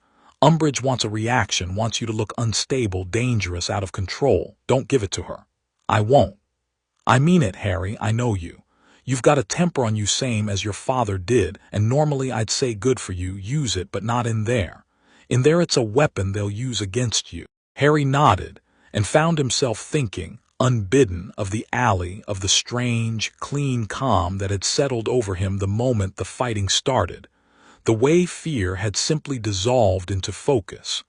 He wondered if he could find that same stillness in a courtroom, wearing nothing but his own 2 hands and no armor at all. He was about to find out. "I'll be listening," EDITH said quietly, her voice coming from the small earpiece Harry had tucked, invisible, into his ear canal that morning. A tiny fragment of tech she'd fabricated out of spare suit components, small enough to escape even close scrutiny, though EDITH herself had warned that its range was limited, and its function purely auditory. "I can't help you in there directly, but you're not walking in there entirely alone either." "Thanks," Harry murmured, low enough that only she'd hear it. "Go get them, Harry Potter." The Ministry of Magic on a weekday morning was a churn of hurried witches and wizards, the great atrium echoing with the clatter of memos flying overhead and the low murmur of 100 separate conversations. And Harry followed Mr. Weasley, who'd insisted on escorting him personally, arriving early enough to catch him before the hearing, down a lift, and through a maze of corridors that grew progressively darker and older feeling the deeper they went. "Courtroom 10, Mr. Weasley said, stopping outside a heavy door set into old stone. His face was pale, his usual warmth pulled thin with worry. "They don't usually use this one. It's for serious cases, Harry. Full hearings before the Wizengamot. This isn't a minor disciplinary matter anymore." "I gathered," Harry said, and found, to his own faint surprise, that his voice came out steady. Mr. Weasley studied him a moment, something flickering behind his eyes, recognition, maybe, of a change in the boy standing in front of him that he couldn't quite name. "Whatever happens in there," he said quietly, "we don't blame you, any of us. Remember that." Harry nodded and pushed open the door. The courtroom was exactly as intimidating as its name suggested, tiered benches rising in a horseshoe around a single chair set in the middle of the floor, dozens of robed figures already seated and watching him with the flat, assessing gaze of people who'd already decided, on some level, what they thought of him before he'd said a single word. At the highest bench in the center sat Cornelius Fudge, looking uncomfortable in a way that suggested he wished very much to be elsewhere, and beside him, in a fluffy pink cardigan that looked absurdly out of place amid all that gray stone and grim formality, sat a squat woman with a wide, toad-like face and small, pale eyes that fixed on Harry the moment he stepped through the door with an interest that made the back of his neck crawl. Umbridge, he thought. That must be Umbridge. "Ah," Fudge said, clearing his throat. "Harry Potter, take the chair, please." Harry walked forward, spine straight, and sat. The first 20 minutes went almost exactly as Hermione had predicted. A recitation of the charge, a formal reading of the underage magic statute, questions about the date, the time, the location of the incident. Harry answered each one clearly and without hesitation, and watched the Wizengamot members around him exchange faint, uncertain glances, as though a boy who wasn't stammering and pleading was somehow throwing off their expectations. It was Umbridge who leaned forward first, her voice sweet and soft in a way that immediately set Harry's teeth on edge. "Mr. Potter," she said, "might I ask when this incident occurred you claim to have used magic to, and I quote from the initial ministry report, incapacitate 2 assailants, without a wand." A pause, delicate, deliberate. "That is, I think we can all agree, quite extraordinary for a boy your age. Would you care to explain in detail precisely how you accomplished this?" "I don't know exactly how," Harry said. "It happened fast. Someone had taken a family friend of ours, Mundungus Fletcher, and I got there and used magic to stop the men who had him. I've never done wandless magic like that before. I couldn't tell you the mechanics of it even if I wanted to." "How very convenient," Umbridge said, still smiling that same soft, terrible smile. "A power you cannot explain, that appears exactly when it's needed, and vanishes the moment anyone asks a difficult question about it." "I'm not sure what you'd like me to say instead," Harry said. "I could lie and make something up if that would make the paperwork easier." A ripple went through the benches, not quite laughter, but something close to it. A few of the older Wisengamot members exchanging startled glances at the sheer flatness of the response. Fudge's face went a shade redder. Umbridge's smile didn't move a single millimeter, but her eyes went very cold. "There is no need for insolence, Mr. Potter." "I wasn't being insolent. I was being honest. You seem to want me to be either lying or dangerous, and I'm neither. I'm just telling you what happened." "And yet," Umbridge said, her voice dropping into something silkier and more dangerous, "we have received, through certain independent channels, Mr. Potter, channels I am not at liberty to disclose, rather colorful reports describing something rather more elaborate than wandless magic. Reports describing, and I want to be precise here, a figure clad in some manner of metallic armor, glowing, flying." She let the word hang there a moment, watching him with those small pale eyes. "Would you care to comment on that?" The courtroom had gone very quiet. Harry felt his heartbeat pick up but kept his face still, kept his voice level, and felt distantly EDITH's presence, a soft weight in his ear, silent but there, steady. "I'd say," Harry said carefully, "that whoever gave you that report was either lying to save their own skin after getting beaten by a 15-year-old or drunk or both. I don't have any metal armor. I don't know where that idea came from." "Do you deny it then, categorically?" "I deny wearing metal armor and flying, yes," Harry said, and felt a small, private, uncomfortable satisfaction in the precision of the lie. Not a denial of the suit's existence, only a denial of the exact scenario she described, technically true in the narrowest possible reading, the way Hermione had coached him. "I don't know what else you'd like me to say about something that didn't happen the way you're describing it." Umbridge stared at him for a long moment, her smile fixed, unmoving, and something in her expression told Harry, with absolute clarity, that she did not believe a single word he'd just said. Whether she had proof or not was an entirely different question, and one that clearly frustrated her more than the lie itself. "Fascinating," she said softly. "Absolutely fascinating, the stories that circulate about you, Mr. Potter. First, a Dark Lord returned from the dead in a graveyard that no one else can corroborate, and now flying metal men appearing out of nowhere to fight Death Eaters in dark alleys. One does begin to wonder where the boy ends and the fiction begins." That landed harder than anything else she'd said, harder than the accusation itself, because it wasn't really about the suit at all. It was the same old wound reopened, the same accusation that had been thrown at him all summer in the Daily Prophet, that he was a liar, an attention-seeker, that Cedric's death had been some kind of theatrical performance for Harry's own benefit. Something old and furious rose up in his chest, and for one dangerous second he felt the temptation to let it show. He didn't. "Cedric Diggory is dead," Harry said, and his voice, when it came, was quiet and flat, and carried further through that silent courtroom than any shout could have. "He's dead because Voldemort killed him in that graveyard, the same night he tried to kill me. I watched it happen. I don't particularly care whether you believe me about that, Madam Umbridge, because your believing it or not doesn't change what happened, and it doesn't bring him back.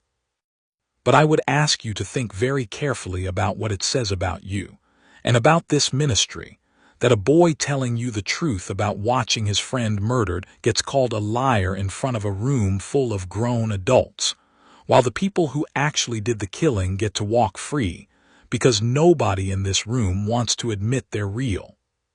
The silence that followed was absolute. Fudge's face had gone from red to a strange, blotchy white.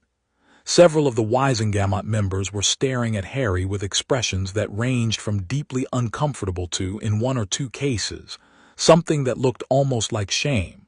Umbridge's smile had finally slipped, replaced for just a fraction of a second by something sharper and colder before she smoothed it back into place. "That," she said, voice tight, "is quite enough theatrics for one morning." "I'm not being theatrical," Harry said. "I'm just done pretending. I don't know what I saw so that everyone else can feel more comfortable." Fudge cleared his throat loudly, clearly desperate to regain control of a room that had slipped sideways out of his grip. "Yes, well, I think we have covered the relevant points regarding the incident in question. Given the mitigating circumstance of defending a fellow wizard from attack, and the ambiguous nature of the magic performed, I move that the charges of underage magic be—" "I would like a formal vote," Umbridge said sharply, cutting across him, "on the charges as filed." The vote, when it came, was not close. Even Fudge, visibly wanting the entire episode buried and forgotten as quickly as possible, voted for dismissal, and the tally came back overwhelmingly in Harry's favor. Cleared of all charges, free to go. The whole proceeding folding shut behind him like a door slamming, closed on something that had never quite managed to catch fire. But as Harry rose from the chair and turned to leave, he caught Umbridge watching him, not with the flustered anger of someone who'd lost a case, but with something colder and more patient. The look of a woman filing away a piece of information for later use rather than discarding it. "That went about as well as it could have," EDITH murmured in his ear as he walked out into the corridor. "Though I'd note her final expression suggests this is not, in her mind, a closed matter. I'd recommend continued caution." "Yeah," Harry murmured back under his breath once he was clear of the courtroom door. "I got that impression too." Lucius Malfoy received the report from Rodolphus Lestrange 3 days after the alley in the private study of Malfoy Manor over a glass of aged brandy that he did not offer to share. "Say that again," Lucius said, very quietly, once Lestrange had finished. "Slowly, from the beginning." Lestrange, still faintly bruised along one side of his ribs from where a repulsor blast had thrown him into a stack of dustbins, told it again, the armor, the light with no wand behind it, the speed, the way it had moved through him and Travers like they were nothing at all. "And you're certain," Lucius said when he'd finished, "that this was Potter, not some order plant, not an Auror in disguise? I saw the boy's face when it was over through the alley's light.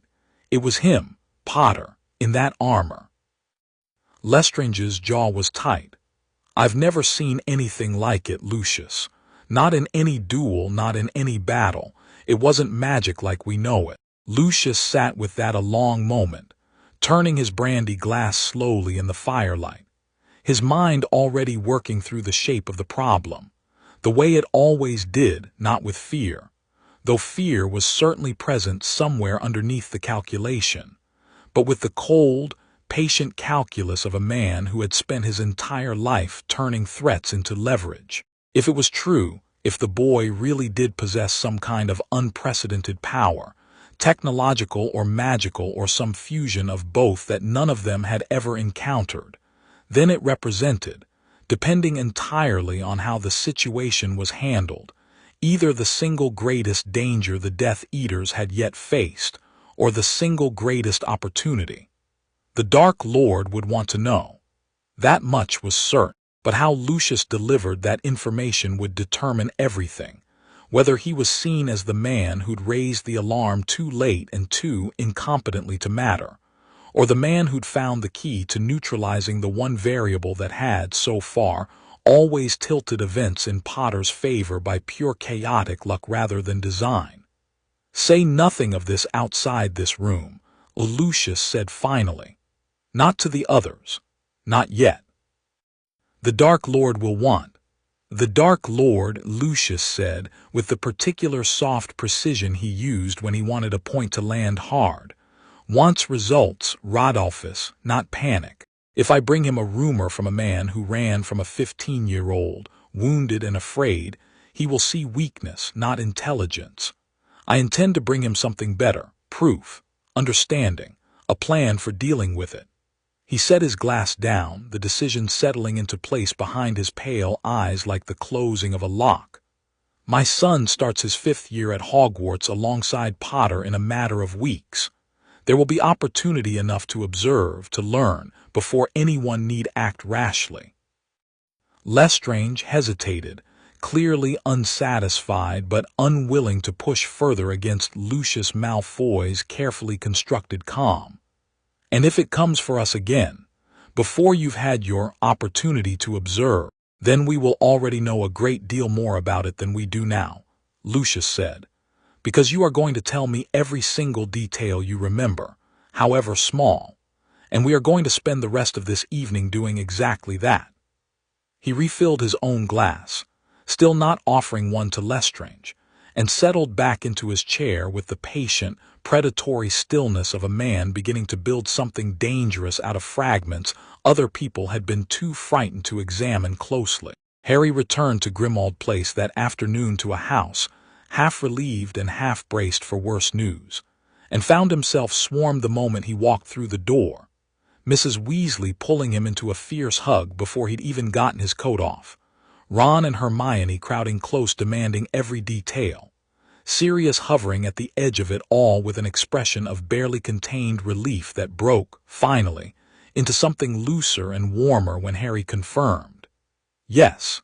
Cleared, all charges dismissed. You told her about Cedric," Sirius said quietly later, once the noise had died down and it was just the two of them in the kitchen, Sirius pouring them both tea with hands that weren't entirely steady.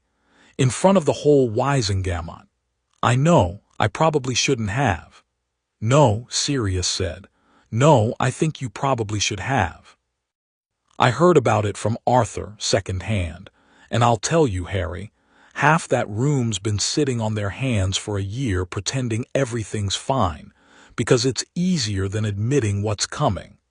Somebody needed to say it out loud in front of them, even if it doesn't change a single vote today. Sometimes the truth doesn't win right away. Sometimes it just plants itself and waits." "For what it's worth," EDITH said, from the corner where the suit stood in its usual resting place, "I recorded the full audio from your earpiece during the hearing, in case it's ever useful as evidence later. I don't imagine Umbridge intends to let this rest, based on her final expression as you left the room. I'd recommend we accelerate certain aspects of your training going forward. If she, or anyone connected to her, decides to pursue this further, I would prefer you be as prepared as possible." Harry looked at the suit and thought of Umbridge's cold, patient eyes and Lucius Malfoy's name, mentioned only in passing, in some order conversation he'd overheard weeks ago, but suddenly feeling far more present than it had before, and felt the strange, doubled sensation of relief and rising tension settling into his chest at the same time. "Yeah," he said. "Let's do that." Outside, the London sky had gone the deep bruised purple of early evening, and somewhere across the city, in a manner with green fire burning low in every hearth, Lucius Malfoy was writing the first careful sentence of a letter that would, within the week, find its way into the hands of a man who did not yet know how badly he had underestimated Harry Potter, and would soon come to regret that mistake far more than he expected. Chapter 4. The High Inquisitor. The Hogwarts Express pulled out of Platform 9 and 3/4 on the 1st of September in a cloud of steam and shouted goodbyes, and Harry sat by the window of a compartment crammed with Ron, Hermione, Ginny, Neville, and, squeezed in at the last minute with an armful of magazines, Luna Lovegood, watching the platform slide away and feeling, for the first time in longer than he could remember, something that wasn't quite dread when he thought about the year ahead. The suit was folded down into what EDITH called stealth configuration, a slim, unremarkable watch strapped to Harry's left wrist, its metal band engraved with a pattern that looked, to anyone who glanced at it, like ordinary decorative etching. Hermione had spent an entire evening testing whether any detection charm the Ministry might use could pick it up, and had come away both relieved and faintly unnerved by how thoroughly it had failed to register as anything at all. "It's not that it's hidden by magic," she'd said, chewing her lip over her notes. "It's that it doesn't read as magic in the way our detection spells are built to look for. It's like trying to catch a fish with a net designed for birds." An apt metaphor, EDITH had said from the watch itself, her voice pitched low enough that only Harry could hear it through the small earpiece he now wore permanently, disguised as an ordinary stud. "Your Ministry's magical detection frameworks are built entirely around organic spellwork signatures. My systems generate an entirely different pattern. I suspect this will remain an advantage for some time, though I wouldn't call it permanent. Ingenious people eventually notice anomalies, even ones they don't understand yet."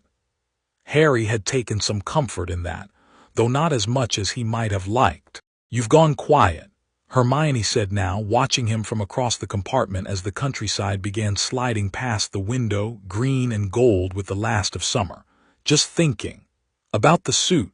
About all of it." Harry turned the watch idly on his wrist, feeling the faint warm hum of it against his skin, familiar now in a way that felt almost comforting. "About Umbridge. Sirius said she got the defense against the dark arts post this year, that she's coming to Hogwarts." Ron made a face like he'd bitten into something sour. "Dad told us. Apparently Fudge basically forced it through, wants eyes and ears inside the school, keeping tabs on Dumbledore. Everyone thinks Dumbledore's building some kind of private army to fight Voldemort, which, I mean," he shrugged, "isn't he sort of right?" "That's different," Hermione said. "That's the Order. This is the Ministry trying to control what students are even allowed to learn, which is a completely different kind of dangerous." Luna, who had been reading her upside-down magazine with apparent great interest through most of this conversation, looked up suddenly, pale eyes drifting to Harry's face with unsettling directness. "You should be careful of her," she said, in that dreamy, unbothered voice that always made her sound like she was commenting on the weather rather than delivering a warning. "My father says the Ministry sends people like her when they're more frightened of the truth than they are of lies. Frightened people do very strange things to feel safe again." Nobody quite knew what to say to that, which was fairly typical of conversations with Luna, but Harry found himself turning the words over in his head for the rest of the journey anyway, because they felt uncomfortably close to something true. Dolores Umbridge's first defense against the dark arts lesson was, in Harry's private opinion, one of the most infuriating hours he had ever spent inside a classroom, and he had spent several years inside classrooms taught by a man possessed by Voldemort himself, so that was saying something. She stood at the front of the room in her pink cardigan, that same soft, patient smile fixed in place, and explained, in a voice like syrup poured slowly over gravel, that the Ministry's approved curriculum would focus, this year, on theoretical understanding rather than risky, unnecessary practical application, and that any student found practicing defensive spellwork without direct supervision would find themselves in violation of new Ministry decrees. "But surely," Hermione said, hand raised, voice tight with the effort of staying polite. "The whole point of defense against the dark arts is learning to defend ourselves. What's the use of theory if we never practice?" "The Ministry," Umbridge said, still smiling, "does not feel that ordinary students require training to defend themselves against non-existent threats, Miss Granger. There is no danger currently facing this school that requires such measures." "No danger," Harry repeated, before he could stop himself. Umbridge's small, pale eyes swiveled toward him with the slow, patient interest of a spider noticing movement at the edge of its web. "Did you have something to add, Mr. Potter?" "Just that a boy died in June, Cedric Diggory, killed by Voldemort in front of me, and you're telling this whole class there's no danger." The room went very still. Umbridge's smile didn't move, but something behind her eyes went hard and flat. "Detention, Mr. Potter. My office this evening, 5 o'clock. Harry sat back in his seat, unbothered, and found with a strange, private thrill of satisfaction that he genuinely didn't care. He'd spent an entire summer learning what it felt like to stop being afraid of consequences that weren't actually dangerous. And a detention from a woman in a pink cardigan didn't even register on the same scale as the things he'd already faced. "I don't like the sound of this," EDITH murmured in his ear, once the class had moved on and Umbridge had returned with visible relish to lecturing about the precise wording of ministry-approved defensive theory. "Detentions with authoritarian personalities in positions of unchecked power tend not to end well, historically. I'd recommend caution." "It's just a detention," Harry murmured back.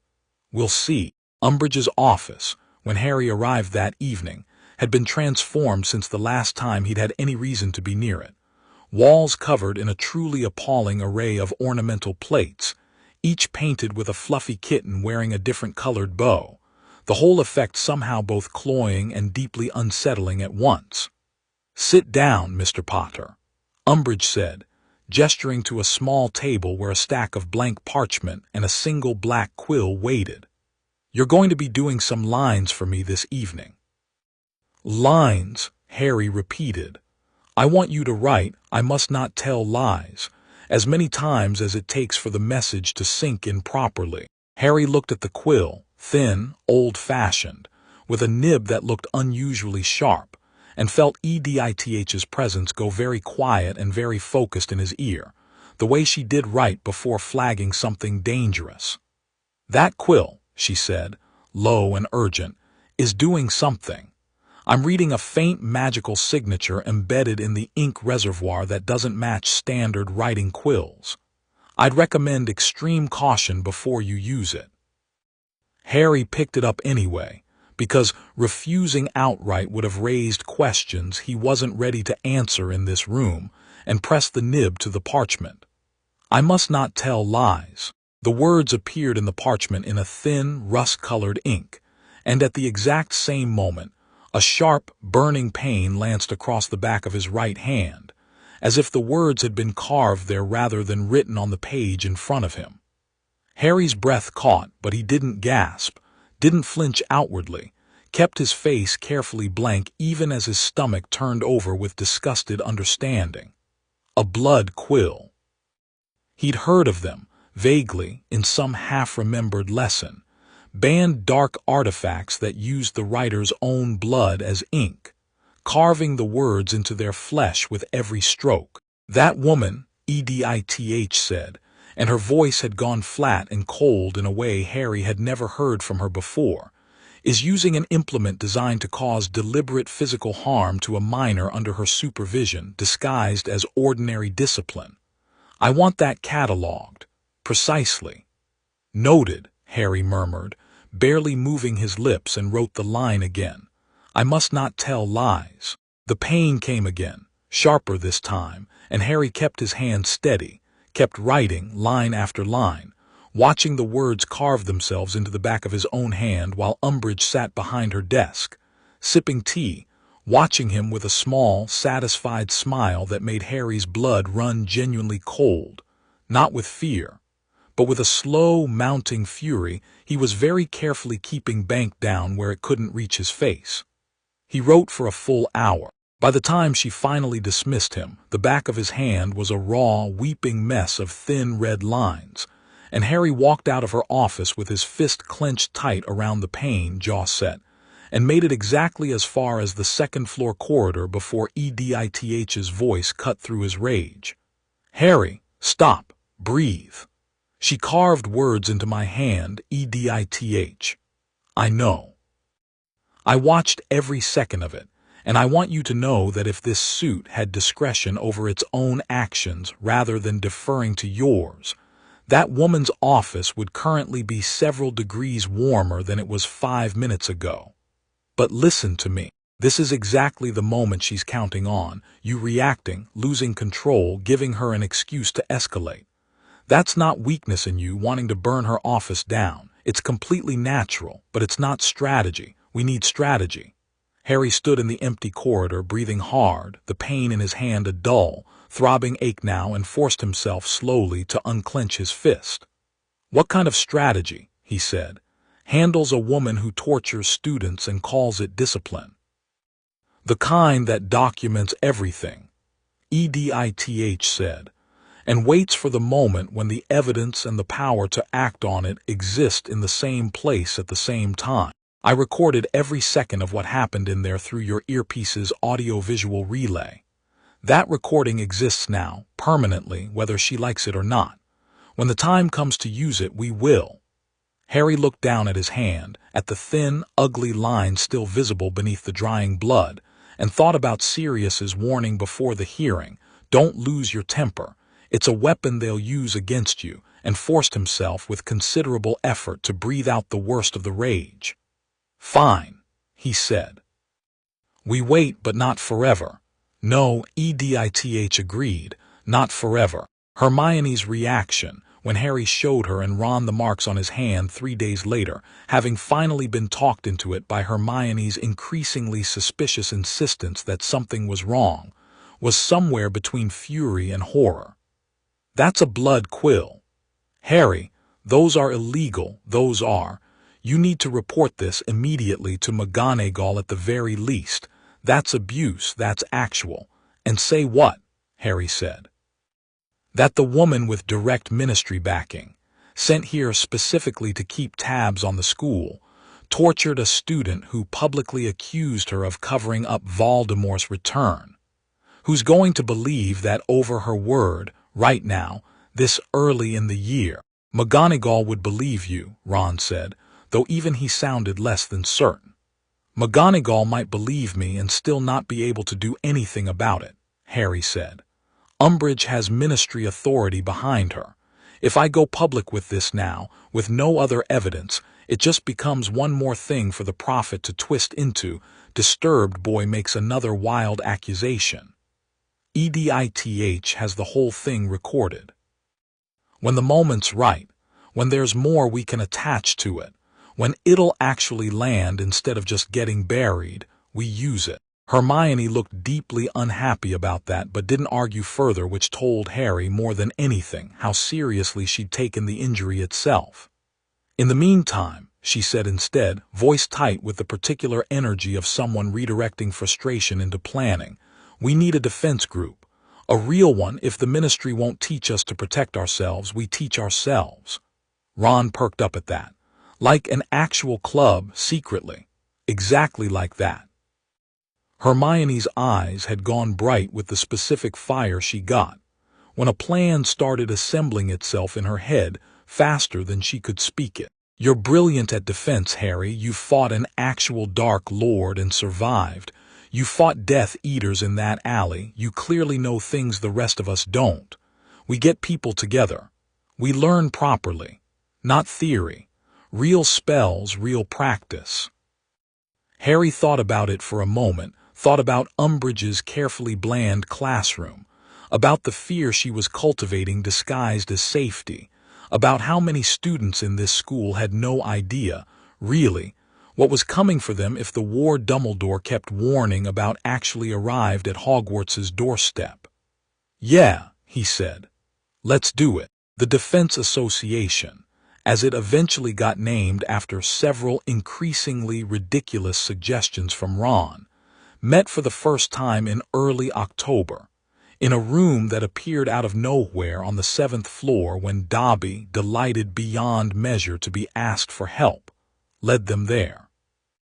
28 students crowded into the Hog's Head that first meeting where the group had actually formed, and by the time the room of requirement had properly manifested itself into a training space full of cushions and practice dummies and shelves of relevant books, nearly all of them had signed on, wary but determined, hungry for something the ministry refused to give them. Harry stood at the front of that first proper session, wand in hand, watching 24 nervous faces watch him back, and felt the old, familiar discomfort of being looked at like he was something more than he felt he was. "I'm not a teacher," he said. "I want to be clear about that from the start. I've survived some things most people haven't, and I've learned some things the hard way, and I'll teach you what I know. But I'm not perfect and I don't have all the answers." "You survived Voldemort," said a Ravenclaw girl near the back, whose name Harry didn't yet know. "Twice. That's more than any of our teachers can say." "Surviving isn't the same as knowing how," Harry said. "But I'll teach you what worked for me, and we'll figure the rest out together. Deal?" A ripple of nods went through the room, and something in the set of 24 shoulders eased, just slightly, the particular relief of people who had walked in braced for a lecture, and found, instead, an offer of partnership.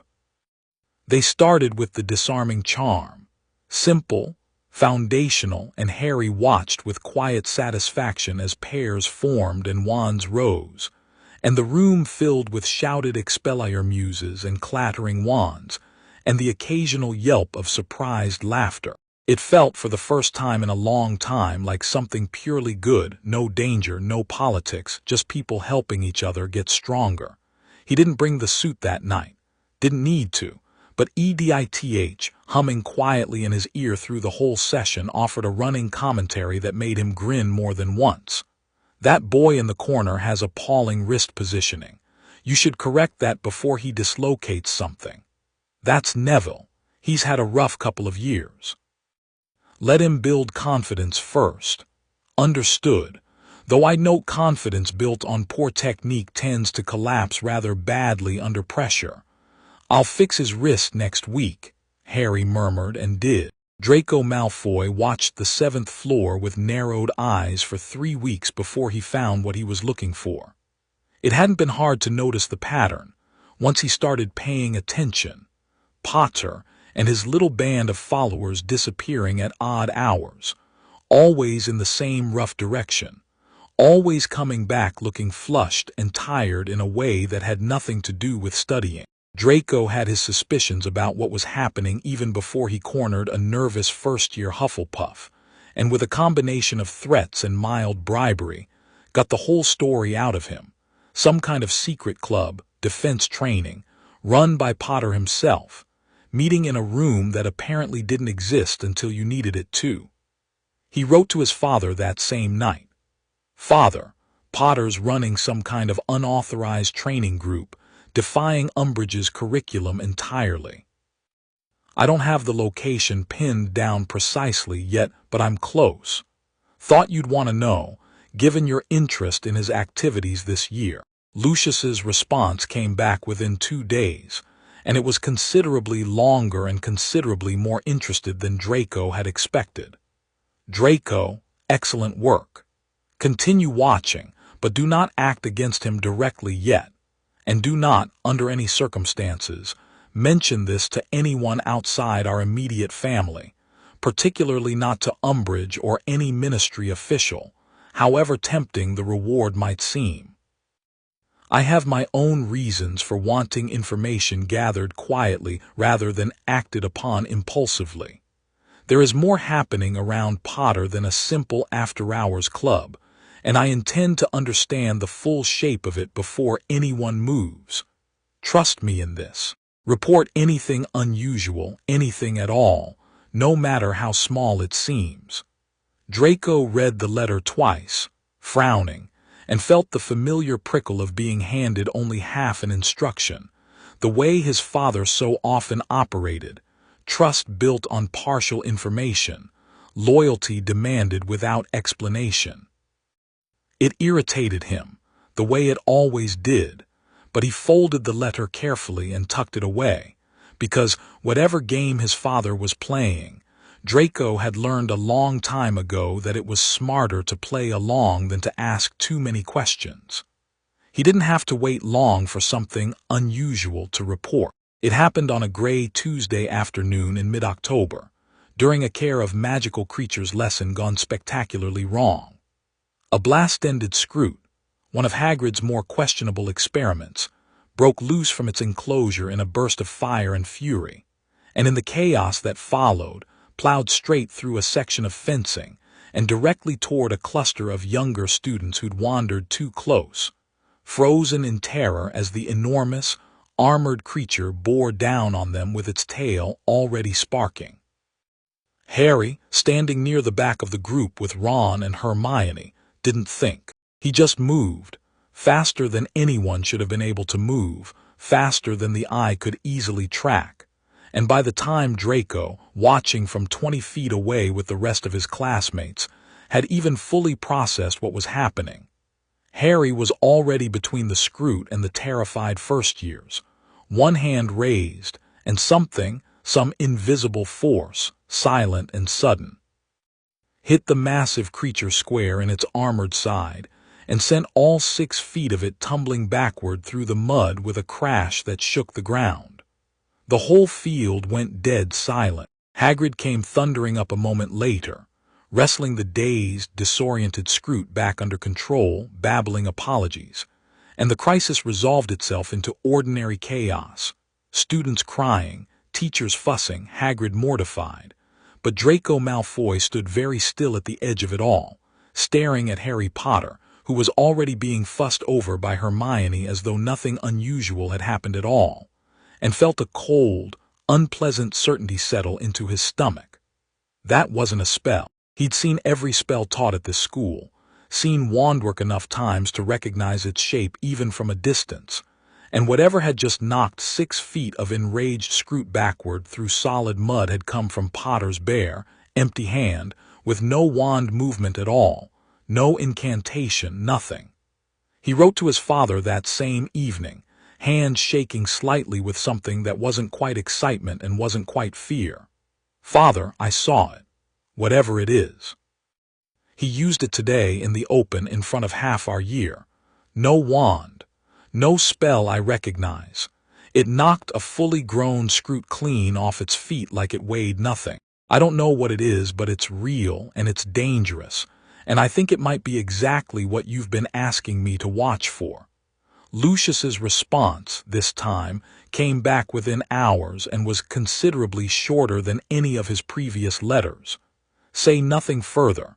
I am coming to Hogwarts myself."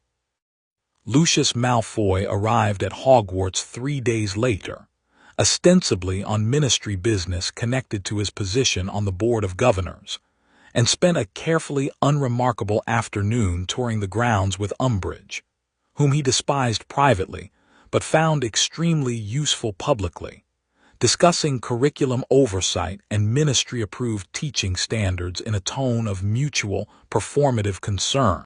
It was over tea in Umbridge's kitten-plastered office, late in the afternoon, that Lucius steered the conversation with practiced subtlety toward the topic he'd actually come to explore. "I've heard some rather curious rumors," he said, stirring his tea with unhurried precision, "about Potter this year. Beyond the usual disruptions, I mean." Umbridge's small eyes sharpened with interest.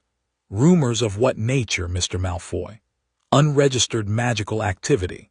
Something unusual, powerful, unexplained. I understand the ministry looked into an incident this summer involving reports of some manner of armored figure."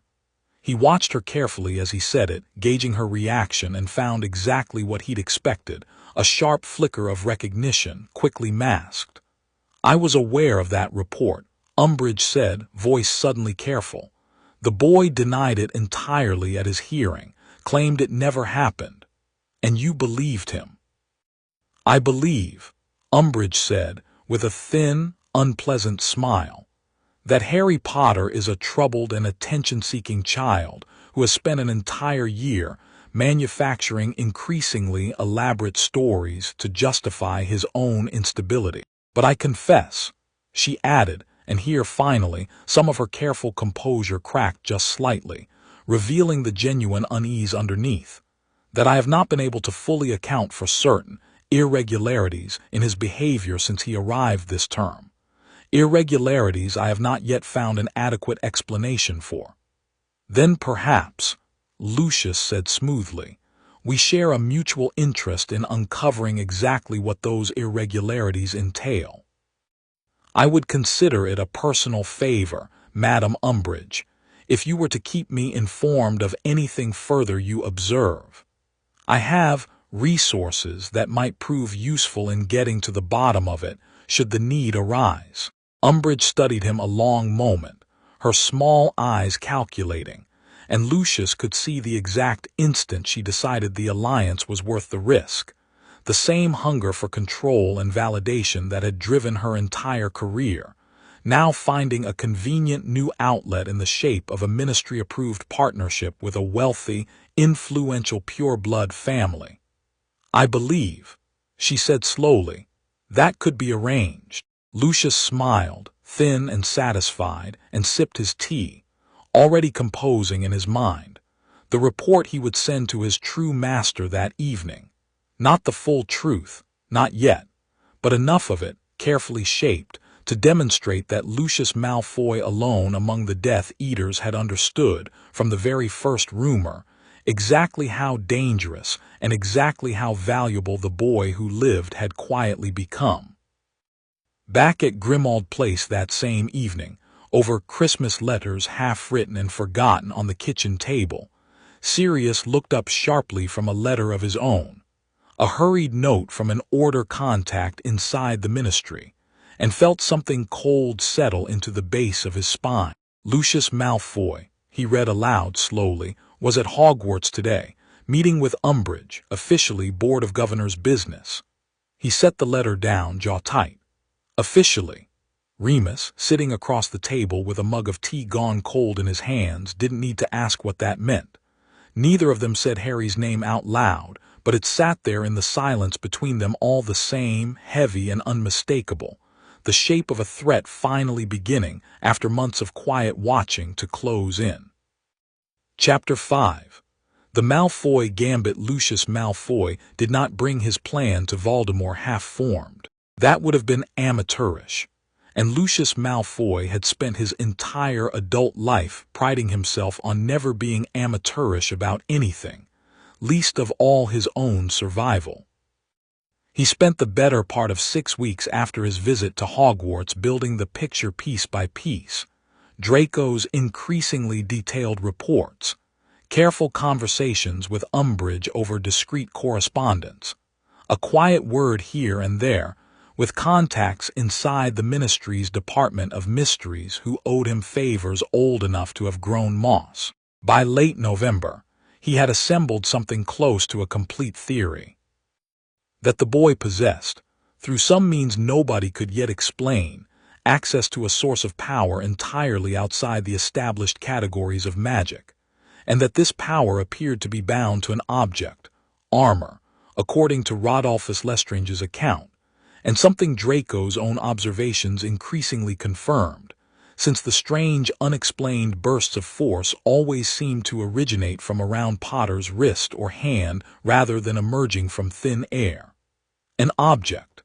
Objects could be taken. He brought the theory to Voldemort on a cold night in early December, in the drawing room of a house Lucius did not ask too many questions about, kneeling with the particular practiced grace of a man who had performed this exact posture 100 times and never once found it easier.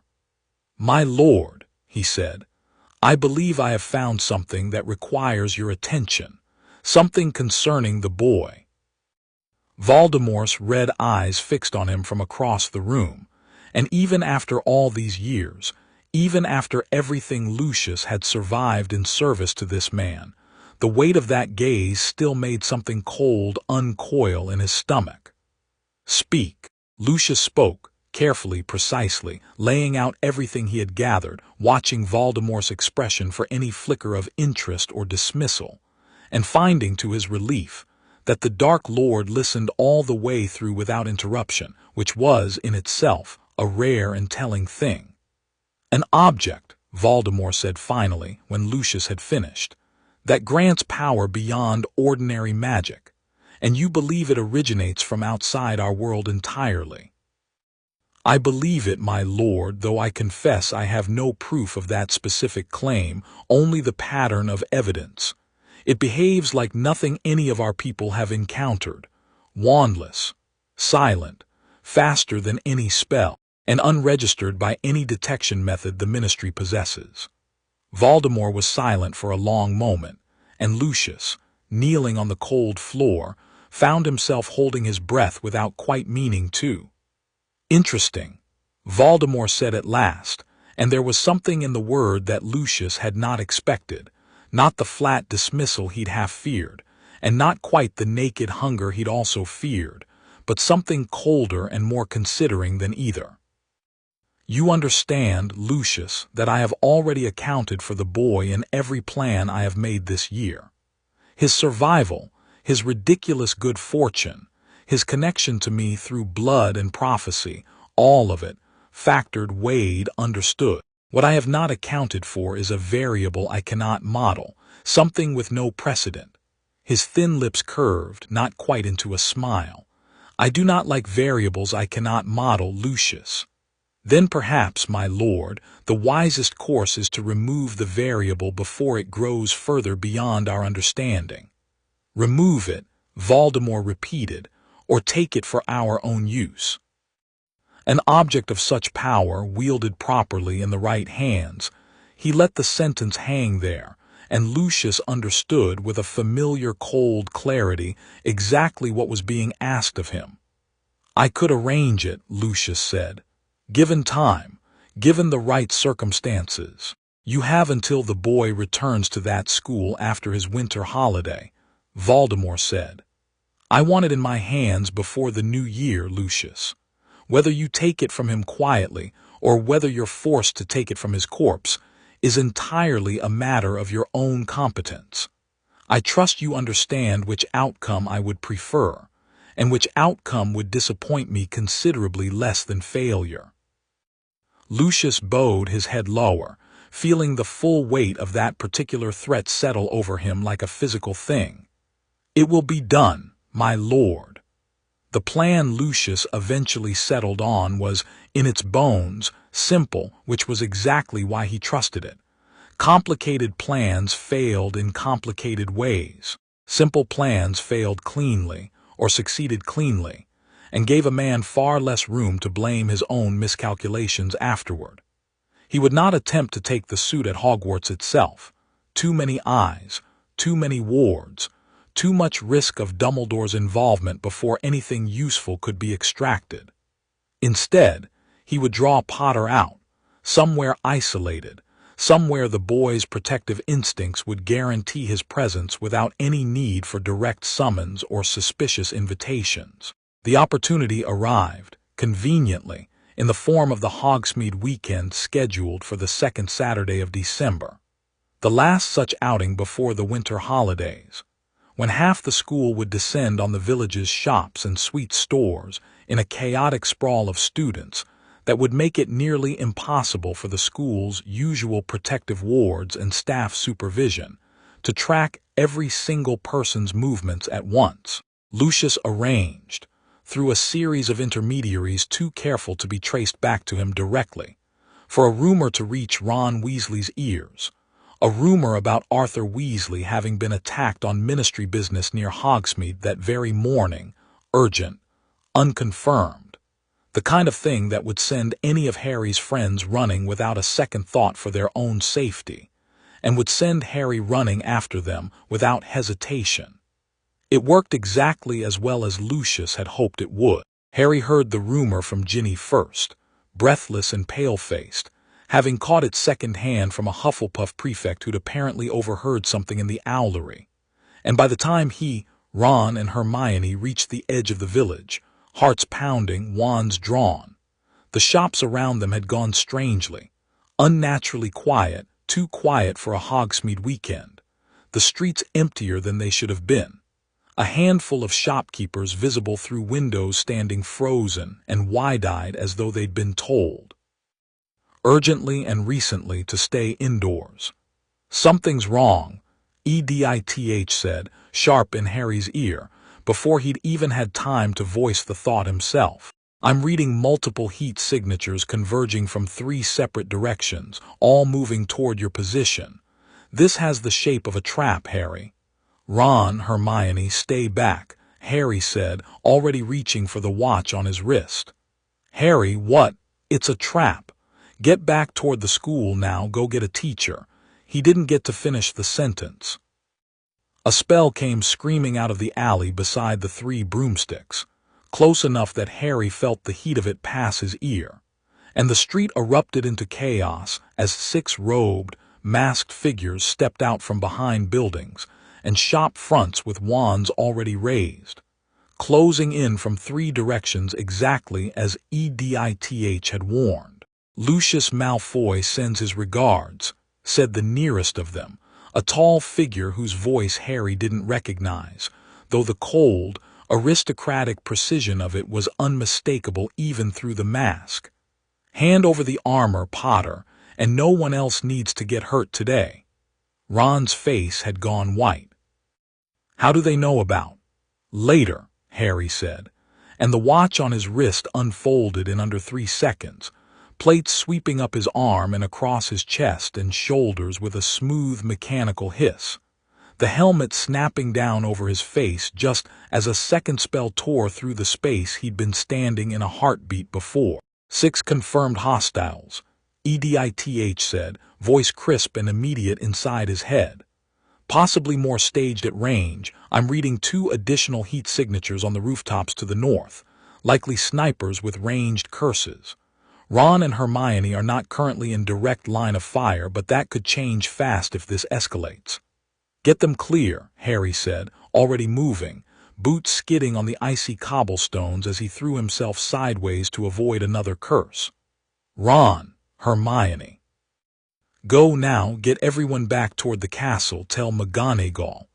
"We're not leaving you," Hermione started, wand already up, already casting a shield charm that deflected a curse aimed at Harry's exposed flank. "You'll get hurt if you stay, and I need to know you're safe so I can actually focus on this instead of watching for you," Harry said, and something in his voice, flat, urgent, absolutely certain, must have gotten through, because Hermione grabbed Ron's arm and hauled him backward, both of them retreating toward the school road even as they kept casting protective spells over their shoulders.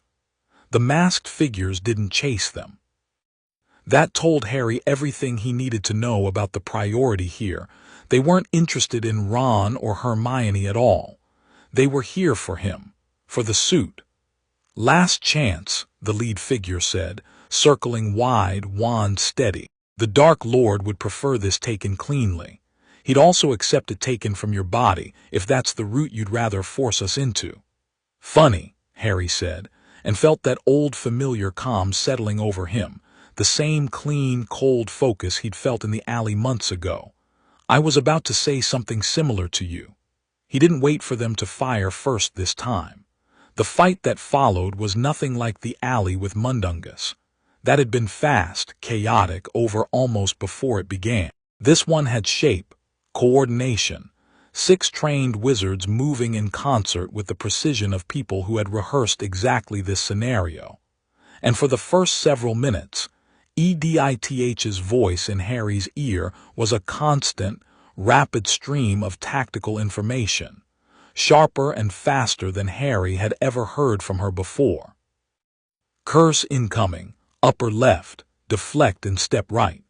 Harry threw himself sideways, felt a jet of purple light sear past where his shoulder had been a fraction of a second earlier, and answered with a controlled repulsor blast that caught one of the masked figures square in the chest and sent him crashing back through the window of a shuttered bookshelf.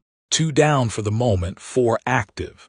Rooftop signatures moving, they're repositioning for a better angle. Tell me when. Now. Down left now.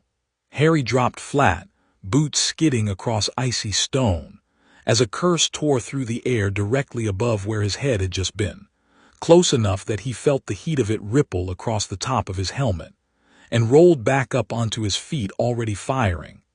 A burst of repulsor fire arcing up toward the rooftop that sent tiles exploding outward, and one of the snipers scrambling backward out of sight with a startled shout. For the first time since the fight had started, Harry allowed himself a fierce, tight grin inside the helmet. This was, he was beginning to understand, a fight he could actually win, not through brute force alone, but through the strange, seamless partnership between his own instincts and EDITH's calm, relentless calculation, the two of them fitting together like they'd been built for exactly this. Then the lead figure, the one who'd spoken first, the one with the cold, aristocratic voice, did something none of the others had tried yet. He raised his wand not at Harry directly, but at the ground beneath Harry's feet, and the cobblestones erupted upward in a violent burst of transfigured stone spikes, too fast and too close for Harry to dodge cleanly. He got most of himself clear, not all of it. A jagged edge of stone caught his left leg just above the ankle, and even through the suit's plating, Harry felt the impact hard enough to knock the breath out of him, stumbling, one knee hitting the ground. Structural stress detected in left leg actuator, EDITH said, and for the first time Harry heard something underneath her usual calm, not panic. EDITH didn't do panic, but something tighter, more urgent. Minor damage. You're still mobile, but that particular attack pattern wasn't accounted for in my threat modeling. I'm adjusting. Noted, Harry gritted out, forcing himself back up. Weight shifted awkwardly off the damaged leg.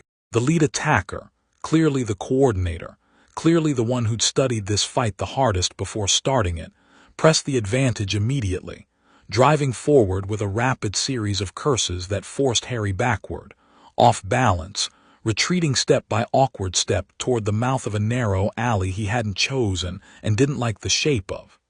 You're being herded, EDITH said sharply. That alley behind you dead ends against a stone wall roughly 40 feet back. If you retreat into it, you lose your maneuvering room entirely. Kind of figured that out myself. Then stop retreating. It was, Harry would think later, one of the more useful pieces of advice anyone had ever given him, in its blunt simplicity. He stopped retreating. He planted his damaged leg, ignored the sharp complaint of strained metal, and instead of continuing to back away from the pressure, threw himself forward directly into it, closing the distance faster than the coordinator clearly expected, faster than any wizard relying purely on wandwork could have anticipated a target moving. The coordinator's eyes went wide behind his mask. Harry could see it even through the fabric, the sudden flash of genuine fear, and he didn't manage to get a curse off before Harry's armored fist connected with his chest and sent him flying backward hard enough to crack against the stone wall of the nearest building and slide, unmoving, to the ground.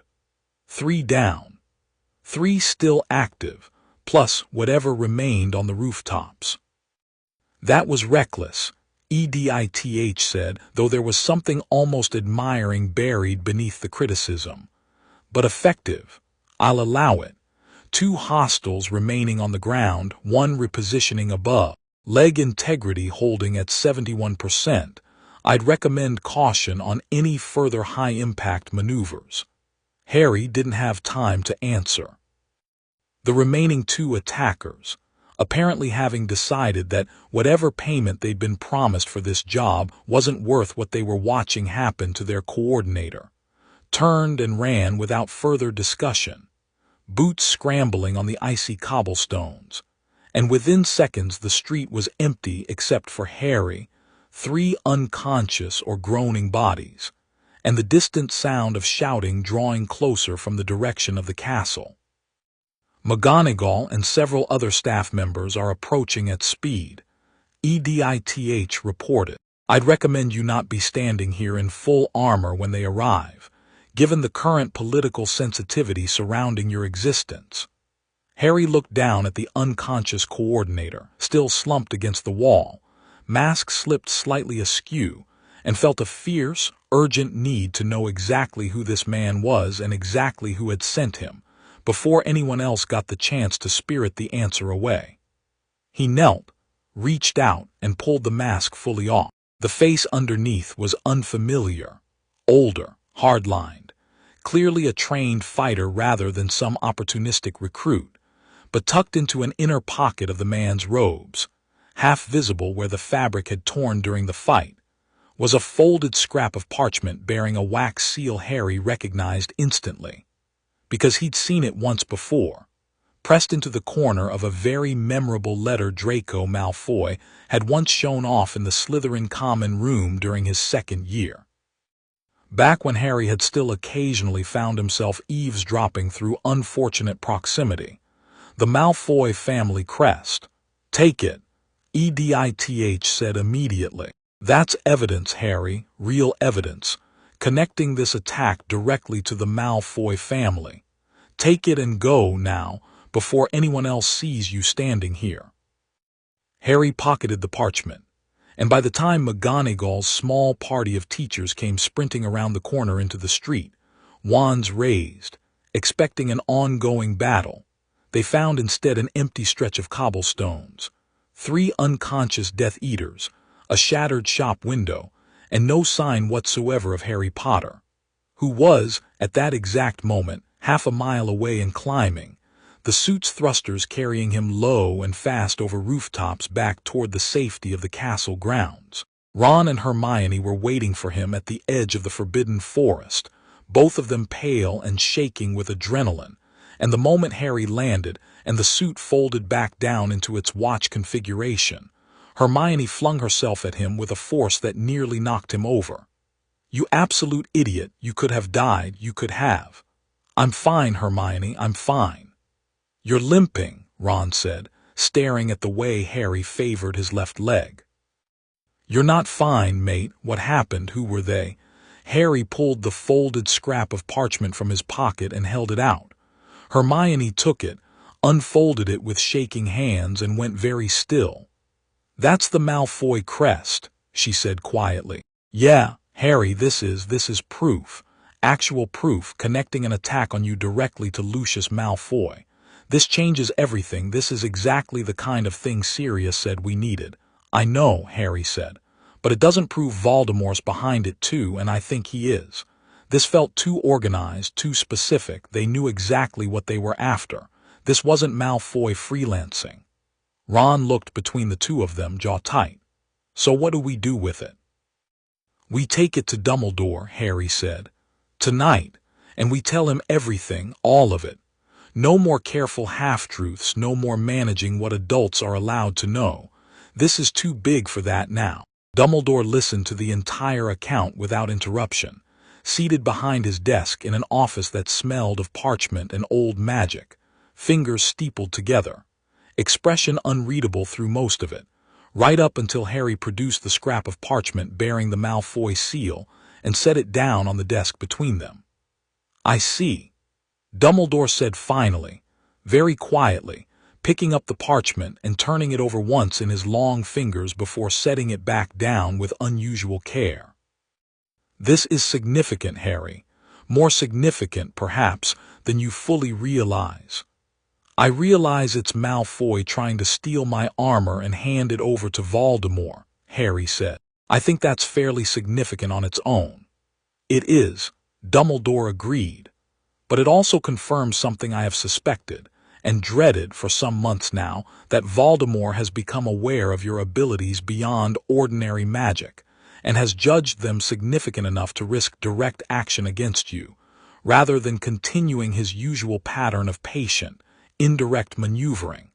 That is not a small thing, Harry. Voldemort does not spend resources carelessly. If he authorized an attack of this scale in public against a student, he believes the stakes justify the risk. Good, Harry said. Let him be worried.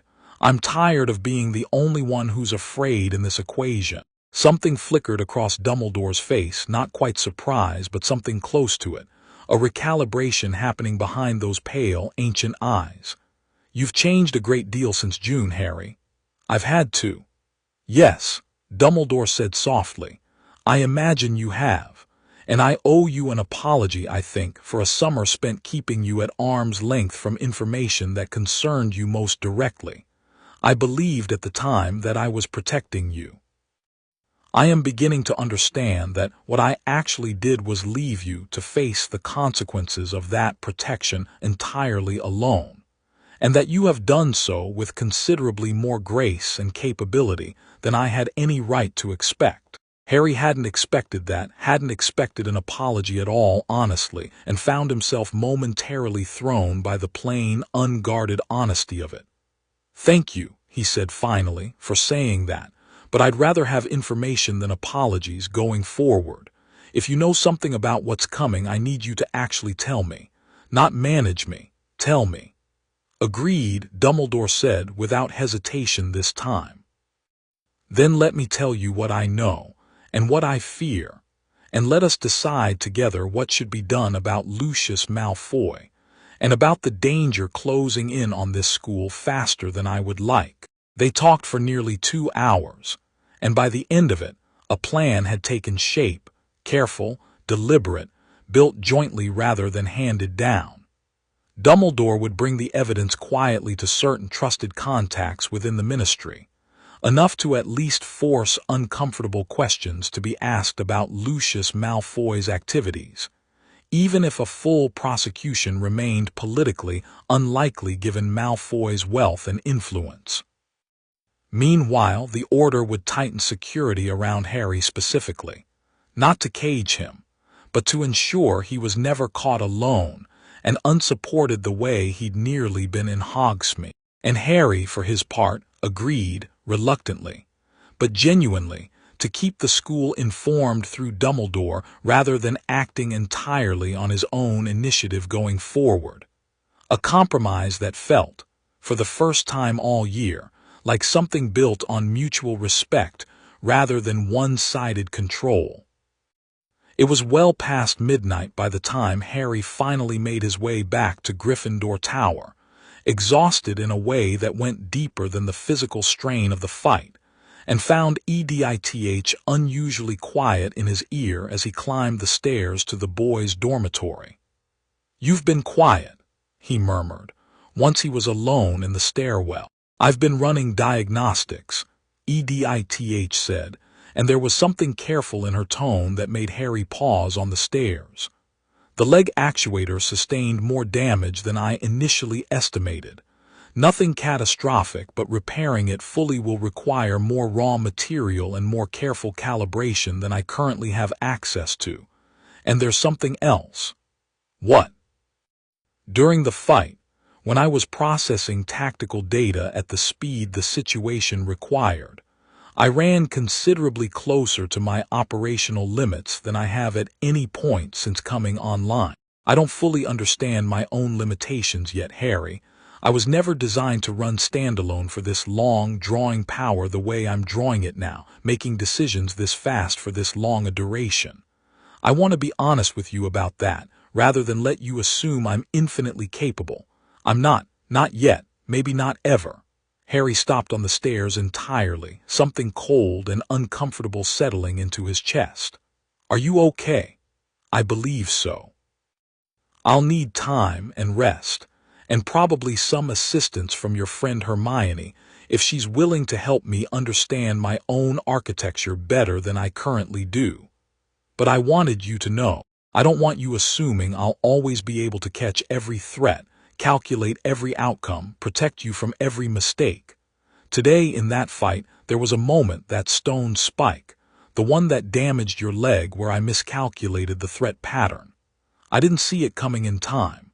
If it had been a killing curse instead of transfigured stone, I might not have warned you in time to save your life." Harry stood there in the dark stairwell, quiet, absorbing that. It should have frightened him, he supposed, the idea that the thing he'd started to lean on, to trust, wasn't invincible after all. But strangely, what he felt instead was something closer to the same thing he'd felt toward Ron and Hermione, toward Sirius, toward every person in his life who'd ever admitted a limitation honestly instead of pretending to be more than they were. "Thank you," he said quietly, "for telling me that instead of just letting me think you were perfect." "You deserve honesty," EDITH said. "I've noticed over these past months that you've had rather too little of it in your life. I'd rather not add to that particular problem, even by omission." Harry smiled, tired and warm despite everything, and climbed the rest of the stairs in the dark. "For what it's worth," EDITH added just as he reached the dormitory door, "you did well today. Genuinely. Tony would have been proud of the way you handled that fight, the improvisation, the way you turned the retreat into an advantage. He always said the best pilots weren't the ones who followed the plan perfectly. They were the ones who knew when to throw the plan away entirely." High praise, coming from someone who's never actually met him. "I carry enough of him in my core programming to make a reasonably informed guess. Good night, Harry." "Good night, EDITH. He climbed into bed fully aware that the fight in Hogsmeade had changed something fundamental, not just in the shape of the danger closing in around him, but in the shape of the war itself. Now that Voldemort had decided, personally and directly, that Harry Potter was a variable worth risking real resources to remove. Somewhere out there, in a manor with green fire burning in its hearths, Lucius Malfoy was almost certainly composing an explanation for tonight's failure that would try, desperately, to soften the truth of what had happened. And somewhere beyond that, in whatever dark place Voldemort kept his patience these days, a decision was already forming, one that would not, Harry suspected, wait much longer before making itself known in person. He fell asleep anyway. Some part of him, some deep, stubborn, newly forged part, simply wasn't afraid enough anymore to let that thought keep him awake. Chapter 6. The Reckoning. The story broke in the Daily Prophet 3 days after Hogsmeade, and it broke wrong, the way most stories about Harry Potter tended to break wrong. Mystery attacker strikes Hogsmeade, multiple injured, Ministry investigates, the headline read, and underneath it in smaller print, a story that managed to avoid Harry's name entirely for the first 4 paragraphs before finally admitting, almost reluctantly, that the Potter boy was reportedly present during the altercation, though his role in events remains unclear. There was no mention of armor, no mention of Malfoy. Just 3 unnamed men found unconscious near a shattered shop window, and a great deal of careful, uneasy speculation about what, exactly, had done that to them. "Someone's controlling what gets printed," Hermione said grimly, folding the paper shut over breakfast in the Great Hall. "This reads like it's been through 6 different hands before it reached the page, all of them scared of saying too much." "Or scared of saying too little," Ron said, mouth full of toast. "Imagine printing unidentified flying armored figure defeats Death Eaters single-handed, and having half the country think the paper's finally gone completely mental." "There is also," EDITH murmured in Harry's ear, quiet enough that only he could hear, "a reasonable possibility someone with influence specifically pressured the paper to keep the story vague. I'd put good odds on either your Ministry or the Malfoy family preferring this remain unclear, for entirely different reasons." Harry didn't doubt it. He'd learned, over the past few months, that very little happened in this world by accident when it came to information. Everyone with power seemed to understand, instinctively, that controlling what people knew was just as important as controlling what actually happened. Across the hall at the staff table, Umbridge sat rigid and pale, reading her own copy of the paper with an expression that Harry, even from a distance, could read easily enough. Fear, mostly. Fear that whatever had happened in Hogsmeade was connected to the thing she'd spent months trying to catch him at. And fear, underneath that, of what it would mean for her own position if the truth ever surfaced in a way that made her look like she'd been chasing shadows the entire time. She looked up once and caught Harry's eye across the hall. Harry didn't look away first. Lucius Malfoy knelt on the same cold floor he had knelt on 6 weeks earlier, and this time there was no careful, measured conversation waiting for him. 3 men, Voldemort said, and his voice was quiet in the particular way that made every hair on Lucius's arm stand upright. Unconscious in the street, no object recovered, no prisoner taken, and a boy who walked away entirely unharmed, having apparently dealt with 6 trained fighters as though they were an inconvenience rather than a threat. A long pause, deliberate, unbearable. Explain to me, Lucius, why I should not consider this a catastrophic failure on your part. My lord, the coordinator I selected was among the most capable I have. Was, Voldemort repeated softly. Was capable, and is now, I am told, being questioned by ministry oars in a holding cell, which means our entire operation is now a matter of official record, traceable if the wrong questions are asked in the wrong order, directly back to my service, and by extension to you. Lucius kept his head bowed, feeling sweat gather at the base of his spine despite the cold of the room. I take full responsibility, my lord. I underestimated the boy's capabilities. I will not make that error twice. No, Voldemort agreed. You will not, because you will not be given the chance to try a 3rd time. He rose from his chair, moved closer, and Lucius forced himself to remain perfectly still even as every instinct screamed at him to flinch away. I am done delegating this problem to subordinates who cannot properly account for what they are facing. I underestimated the boy myself, once, in a graveyard, and I have spent the better part of a year regretting the carelessness of that mistake. I do not intend to compound it by trusting anyone else's judgment on this matter going forward. His red eyes narrowed. I will deal with Potter myself, Lucius, and you will assist me in arranging the circumstances, since you have proven yourself, if nothing else, admirably persistent in gathering information about him. Fail me in this, and there will be no 3rd failure to discuss, because there will be no more discussions with you at all. Yes, my lord, Lucius said, and meant every word of it with the particular, absolute sincerity of a man who had finally, fully understood the size of the mistake he had made in ever bringing this matter to his master's attention at all. The blood quill came out into the open on a wet Thursday in mid-December, and it came out not because Harry chose the moment, but because circumstance forced his hand.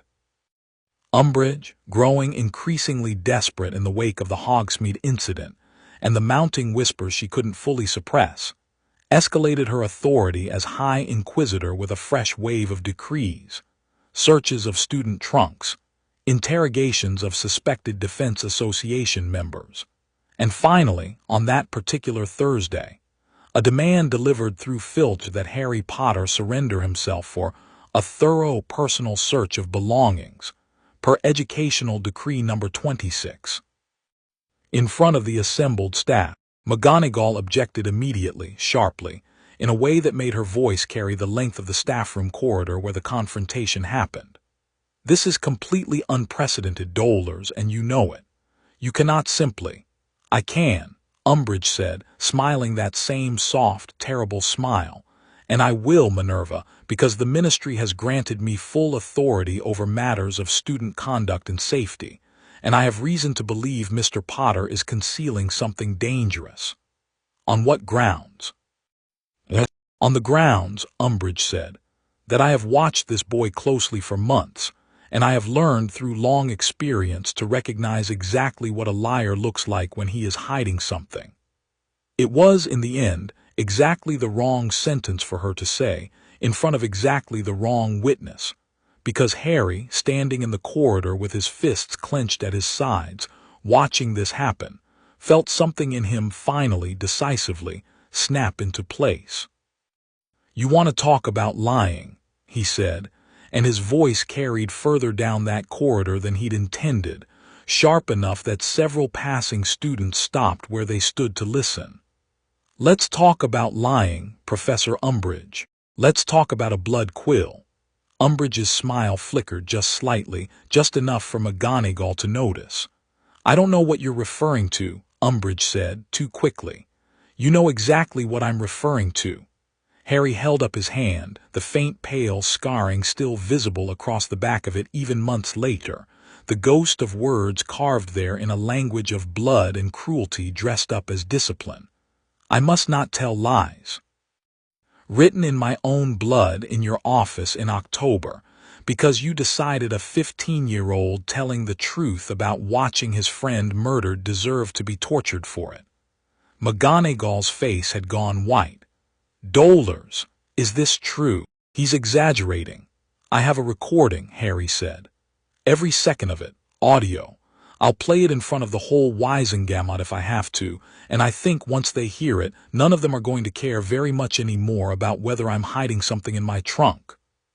The corridor had gone dead silent, every student who'd stopped to watch now frozen in place, and Umbridge, for the first time since Harry had met her, looked genuinely, completely afraid. "That recording exists exactly where you said it does," EDITH murmured in his ear, quiet and satisfied. "Whenever you're ready to use it." "I'm ready now," Harry said, out loud, and watched Dollars Umbridge's careful, patient world begin, at long last, to fall apart around her.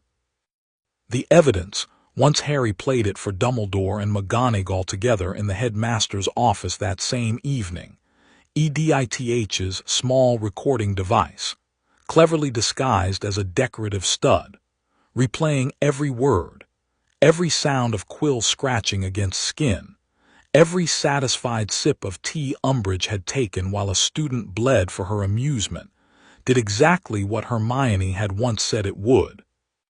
When the moment finally arrived, and the evidence and the power to act on it existed in the same place at the same time, Dumbledore's face, listening to it, had gone stiller and colder than Harry had ever seen it.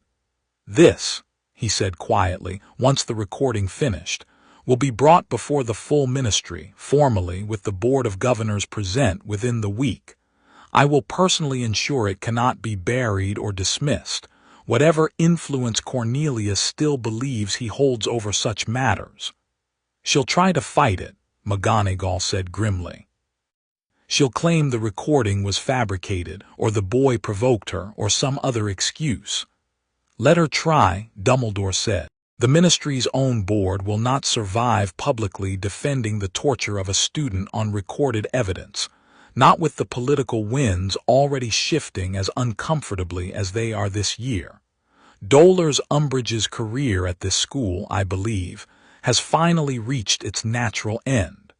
He was right. Within 10 days, following a Board of Governors hearing that Harry was not permitted to attend, but heard every detail of through Hermione's careful, gleeful reporting, Umbridge resigned her post as defense against the dark arts professor and High Inquisitor both, departing Hogwarts in disgrace on a gray January morning, with her kitten plates packed away in trunks that no student bothered to help her carry, and a look on her face, as she passed through the front gates for the last time, that Harry found he didn't feel nearly as much satisfaction watching as he'd expected. "You look conflicted," EDITH observed, as they watched her carriage roll away down the long drive. "I wanted this," Harry said. "I think I still do. I don't know. It feels like it took too long, like it shouldn't have needed a recording and a hearing and months of playing it careful before anyone actually did something about a woman hurting kids in her office." "That's not a flaw in your satisfaction, Harry. That's a fairly accurate read of how institutions tend to work slowly and usually only when forced. You did force it in the end." That matters, even if it took longer than it should have. Harry watched the carriage disappear around the bend in the drive, and found, eventually, that he could let the conflicted feelings settle into something closer to peace. Voldemort came for him on a night in late January, and he came, in the end, exactly the way Dumbledore had always feared he might. Not through Death Eaters or careful political maneuvering, but directly, personally, in a manner too bold and too confident to have been planned by anyone still capable of ordinary caution. It began with Sirius. A letter arrived at Grimmauld Place, intercepted, Harry would later learn, by an owl that had never actually belonged to the person it claimed to be from, reporting an urgent order matter requiring Sirius's presence at a location deep in the countryside, alone, before dawn. Sirius, never one to question an urgent summons when lives might be at stake, left without waking anyone, and it was only hours later, when Remus discovered the forged letter tucked half-burned in the kitchen grate, that the Order realized, with sick and immediate horror, exactly what kind of trap had been laid. Harry was at Hogwarts when the message reached him, a frantic, garbled patroness from Remus arriving in the middle of a charms lesson, McGonagall's face going ashen as she listened to it, and Harry, watching her expression, feeling his stomach drop straight through the floor before she'd even said a single word to him. "Sirius," he said, already standing. "Harry, wait. We don't know enough yet to." He didn't wait. He was out of the classroom and into the nearest empty corridor before McGonagall had finished the sentence, the watch on his wrist already unfolding, and EDITH's voice, sharp and immediate in his ear, cut through the roaring in his head. "Harry, I don't have a location yet. We need more information before you." "Then get me the information while I fly," Harry said, and the suit closed around him fully as he burst through a side door and out into the cold January air, thrusters already screaming to life beneath his boots. "This is exactly the kind of trap that was used against you in June," EDITH said, urgent now, tracking alongside his climbing altitude with a stream of data he could barely process through the panic clawing at his chest. Emotional leverage, forcing a reckless response. "I need you to slow down and think, Harry, or we're flying directly into exactly what he wants." "I know it's a trap. I'm still going." "Then let me at least find out where 'going' means before you burn through half your fuel reserve flying in random directions across England." She was right, and Harry forced himself with considerable effort to hover in place above the clouds and breathe, waiting while EDITH cross-referenced the forged letter's tracking residue, a faint magical signature she'd learned, over months of exposure to Hermione's research, how to read, against known Death Eater safe houses the Order had catalogued over the years. "Got it," she said after a tense, agonizing 2 minutes. "Old estate, abandoned, roughly 40 miles northwest. There's a concentration of magical signatures there consistent with a significant gathering. I'd estimate a dozen or more individuals present at minimum. Take me there. Harry, listen to me. This is not a rescue you can improvise your way through the way you did in Hogsmeade. If Voldemort himself is waiting there, and I think we both suspect he is, this is the confrontation everyone has been trying to delay for months, arriving on his terms, not yours." "I know," Harry said, and felt underneath the fear that same clean, terrible calm settling over him that he'd felt every time before. "I know exactly what it is. Take me there anyway." EDITH was quiet for one more second. "All right," she said finally. "Then let's go get your godfather back." The estate, when Harry finally sat down at its edge in the gray pre-dawn light, sat half-collapsed and overgrown, a ruin of a house that had once been grand and was now mostly rubble and rot, and standing in the wide, weed-choked courtyard in front of it, waiting alone, without a single Death Eater visible anywhere around him, stood Voldemort. Harry landed 40 feet away and did not move closer. "No games this time," Voldemort said, and his voice carried easily across the empty courtyard, cold and amused. "No graveyard theatrics, no need for elaborate ritual. Just you and me, and the small matter of your godfather, who is currently very much alive, chained in the cellar of this house, waiting to discover whether he stays that way." "Where is he?" Harry said, and his voice, coming through the suit speakers, was flat and hard. "Safe for the moment. His safety depends entirely on what happens next between the two of us." Voldemort's red eyes swept slowly over the armor, cataloging it with an interest that had nothing of fear in it and everything of cold, curious calculation. "So, this is the thing that has cost me 3 trained men, a valuable operative's confidence, and an uncomfortable number of sleepless considerations these past 2 months. I confess, Harry Potter, I expected something more impressive." "He's stalling," EDITH said quietly, "trying to unsettle you before he acts. I'm not detecting any immediate spell preparation from him, but I am reading multiple additional heat signatures inside the house itself. This courtyard confrontation is not the whole trap." "I figured that much myself," Harry murmured back, low enough that Voldemort couldn't hear it.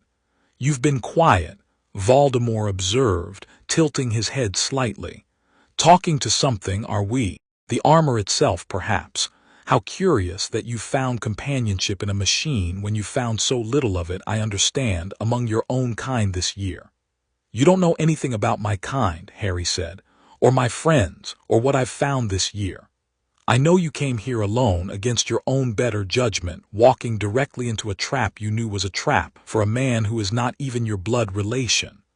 Voldemort's mouth curved, thin and cold. "Sentiment, Harry. It has always been your greatest weakness, and my greatest advantage over you. Dumbledore's too, if I'm honest, that ridiculous, misplaced faith in love as some kind of shield against everything I represent." "Funny," Harry said, "that you keep saying that like it hasn't cost you every single time you've tried to use it against me." Something flickered across Voldemort's face, not quite anger but close to it, a thin crack in that carefully maintained composure, and in the half-second that followed, Harry felt EDITH's warning arrive a fraction before the danger itself. "Now, Harry," Voldemort's wand rose and a curse tore across the courtyard fast enough that Harry barely had time to throw himself sideways. The spell, green and unmistakable, the same color he'd watched take Cedric's life, carving a smoking scar into the stone where he'd been standing a heartbeat earlier. The fight began in earnest.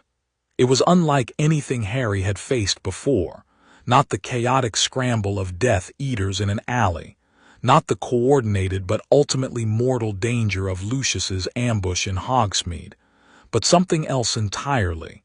A duel against power that felt, even through the suit's shielding, like standing too close to an open furnace. Curses came at him in rapid succession, each one carrying weight and intent that made the ones he'd faced before feel like practice spells by comparison. And Harry found himself moving faster than he ever had, EDITH's voice a constant, urgent thread guiding every dodge, every angle, every narrow margin between a curse connecting and a curse missing by inches. "He's testing your limits," EDITH said, breathless in a way that made Harry realize, distantly, how hard she was pushing her own systems to keep pace with this. "Every spell's slightly different, slightly harder than the last. He's mapping your defenses in real time. Then let's give him something he's not expecting," Harry said, and instead of continuing to dodge, threw himself forward, closing the distance the way he had against Lucius's coordinator months earlier, trusting the suit's speed to get him inside the range where wandwork lost some of its advantage. Voldemort's eyes widened just slightly, and for one dangerous second, Harry thought it might actually work. Then Voldemort simply vanished, Not apparition exactly. Something faster. Something that left the air rippling behind him like heat haze, and reappeared 10 feet to Harry's left, already casting. And this time the curse caught Harry's shoulder plate dead center before EDITH's shield could fully compensate, sending him tumbling hard across the frozen ground in a screech of scraped metal. Shield integrity dropping, EDITH said, sharp with real strain now. He's fast, Harry, faster than anything I've calculated for. I don't know if I can keep pace with him at this rate. Harry pushed himself back up, chest heaving, and felt, for the first time since putting the suit on, something that might genuinely have been called fear. Then we don't play his game, Harry said, forcing himself to think past the fear, past the roaring adrenaline, back to the same lesson EDITH had taught him in the garden months ago.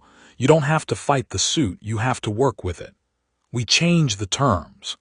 What are you? Harry didn't answer with words. He answered by dropping every regulator EDITH had painstakingly built into the repulsor systems, and pouring every scrap of magic he had directly into them, the way he had once, accidentally, blown a hole through Sirius's garden wall, except this time deliberate, this time controlled, this time channeled with the precision of months of practice rather than the wild overreach of a first attempt.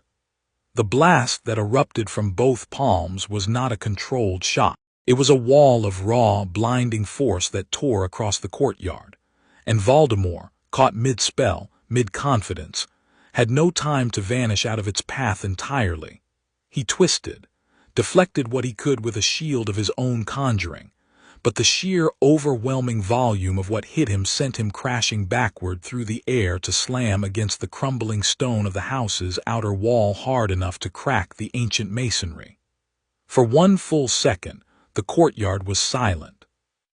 Structural integrity at 40%, EDITH said, voice tight with strain. That took nearly everything you had stored, Harry.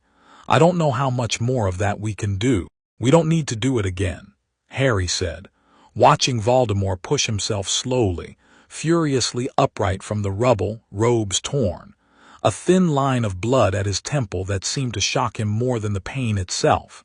Harry could see it in the flash of genuine, disbelieving fury crossing that pale, snake-like face. We just needed to prove it could happen once. You, Voldemort said, voice shaking with something that was not quite fear but was closer to it than Harry had ever heard from him before, dare to draw blood from me. A half-blood boy, wielding some muggle contraption dressed up in stolen magic. It's not stolen, Harry said. It's mine, same as everything else I've had to fight for since the day you murdered my parents. He stepped forward, ignoring EDITH's warning about power reserves, ignoring the ache in his damaged shoulder, and found in that moment that the fear had burned away entirely, replaced by something steadier and colder and utterly, absolutely certain. You keep calling it sentiment, weakness, love as some kind of foolish shield. But everything I've built this year, the suit, the training, the people who taught me to use both, none of that came from sentiment alone. It came from refusing to be afraid of you anymore, and I think that scares you more than any spell I could throw at you, because you've spent your whole life making sure everyone around you stays too afraid to ever stand where I'm standing right now. Voldemort stared at him, and for one long, suspended moment, something passed across that ruined face that Harry had never once expected to see there.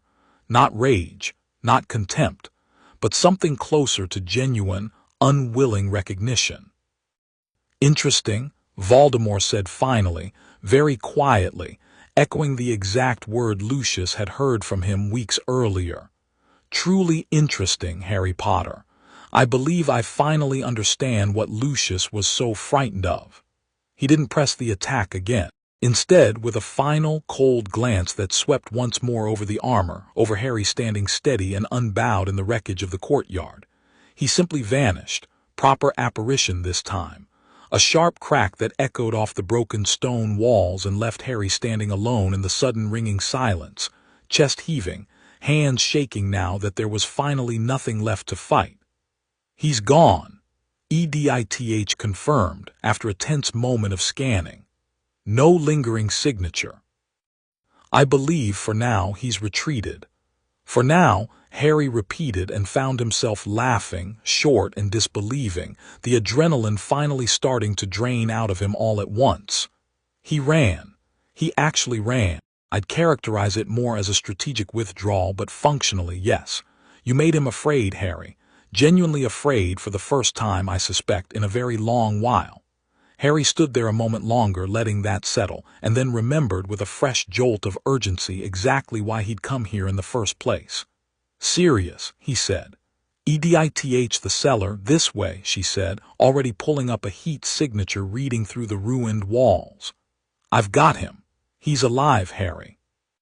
"Weak but alive." Sirius Black looked up from where he sat chained against a damp stone wall in the cellar of the ruined estate, half-conscious, blinking against the sudden light as Harry tore the chains apart with his bare hands, and managed, through cracked lips, something that was almost a laugh.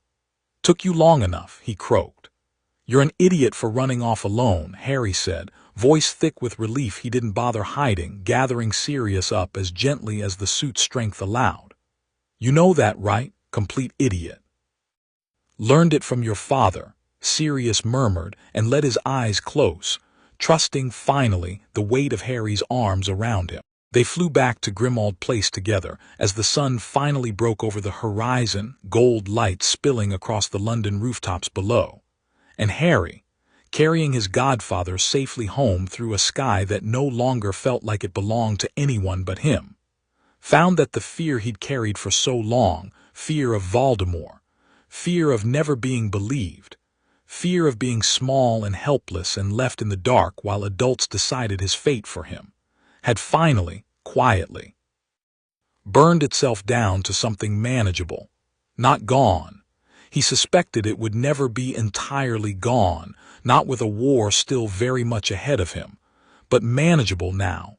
Something he could carry instead of something that carried him. The wizarding world learned the full truth in careful stages over the following weeks.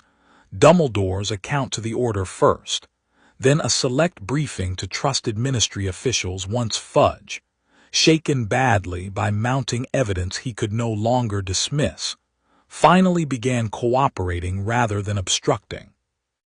The prophet eventually ran a story that got closer to the truth than anything before it, though Harry noted, with some amusement, that it still managed to describe the suit as an experimental defensive charm of unprecedented complexity, rather than admit outright that magic and Muggle science had fused into something the Ministry's own experts couldn't fully classify.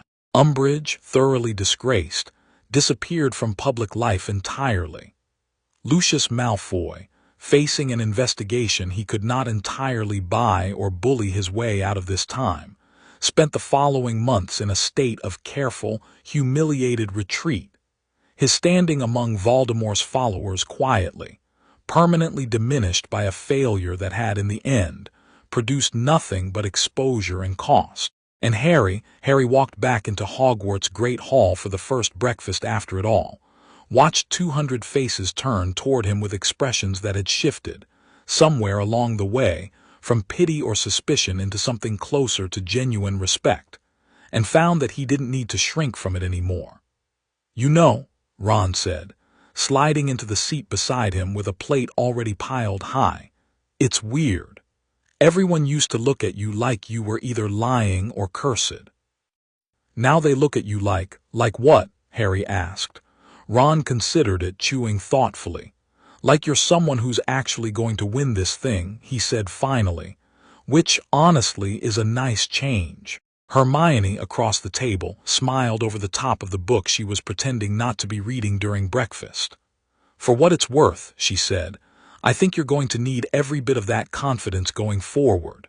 This isn't over, Harry, not by a long way." "She's right," EDITH murmured quietly in his ear, warm and familiar now in a way that felt, more than anything else this year, like home. "But for what it's worth," Having watched you grow into all of this over these past months, I don't believe there's much left in this world capable of taking that confidence away from you again. Whatever comes next, Harry Potter, I think you're ready for it." Harry looked around the great hall, at Ron laughing over his breakfast, at Hermione already scribbling notes in the margins of her book, at Neville sitting straighter than Harry had ever seen him, at Luna watching the ceiling with dreamy, unbothered curiosity, at every ordinary, extraordinary face in that room who had, in some small way, helped carry him to this exact moment, and found at last that he believed it too. The war wasn't over. Voldemort was still out there, wounded in more than just his body, and more dangerous now for having been genuinely afraid for the first time in years. But Harry Potter no longer walked into that fight small, silenced, or alone. He walked into it standing tall, wearing armor forged between two worlds, ready.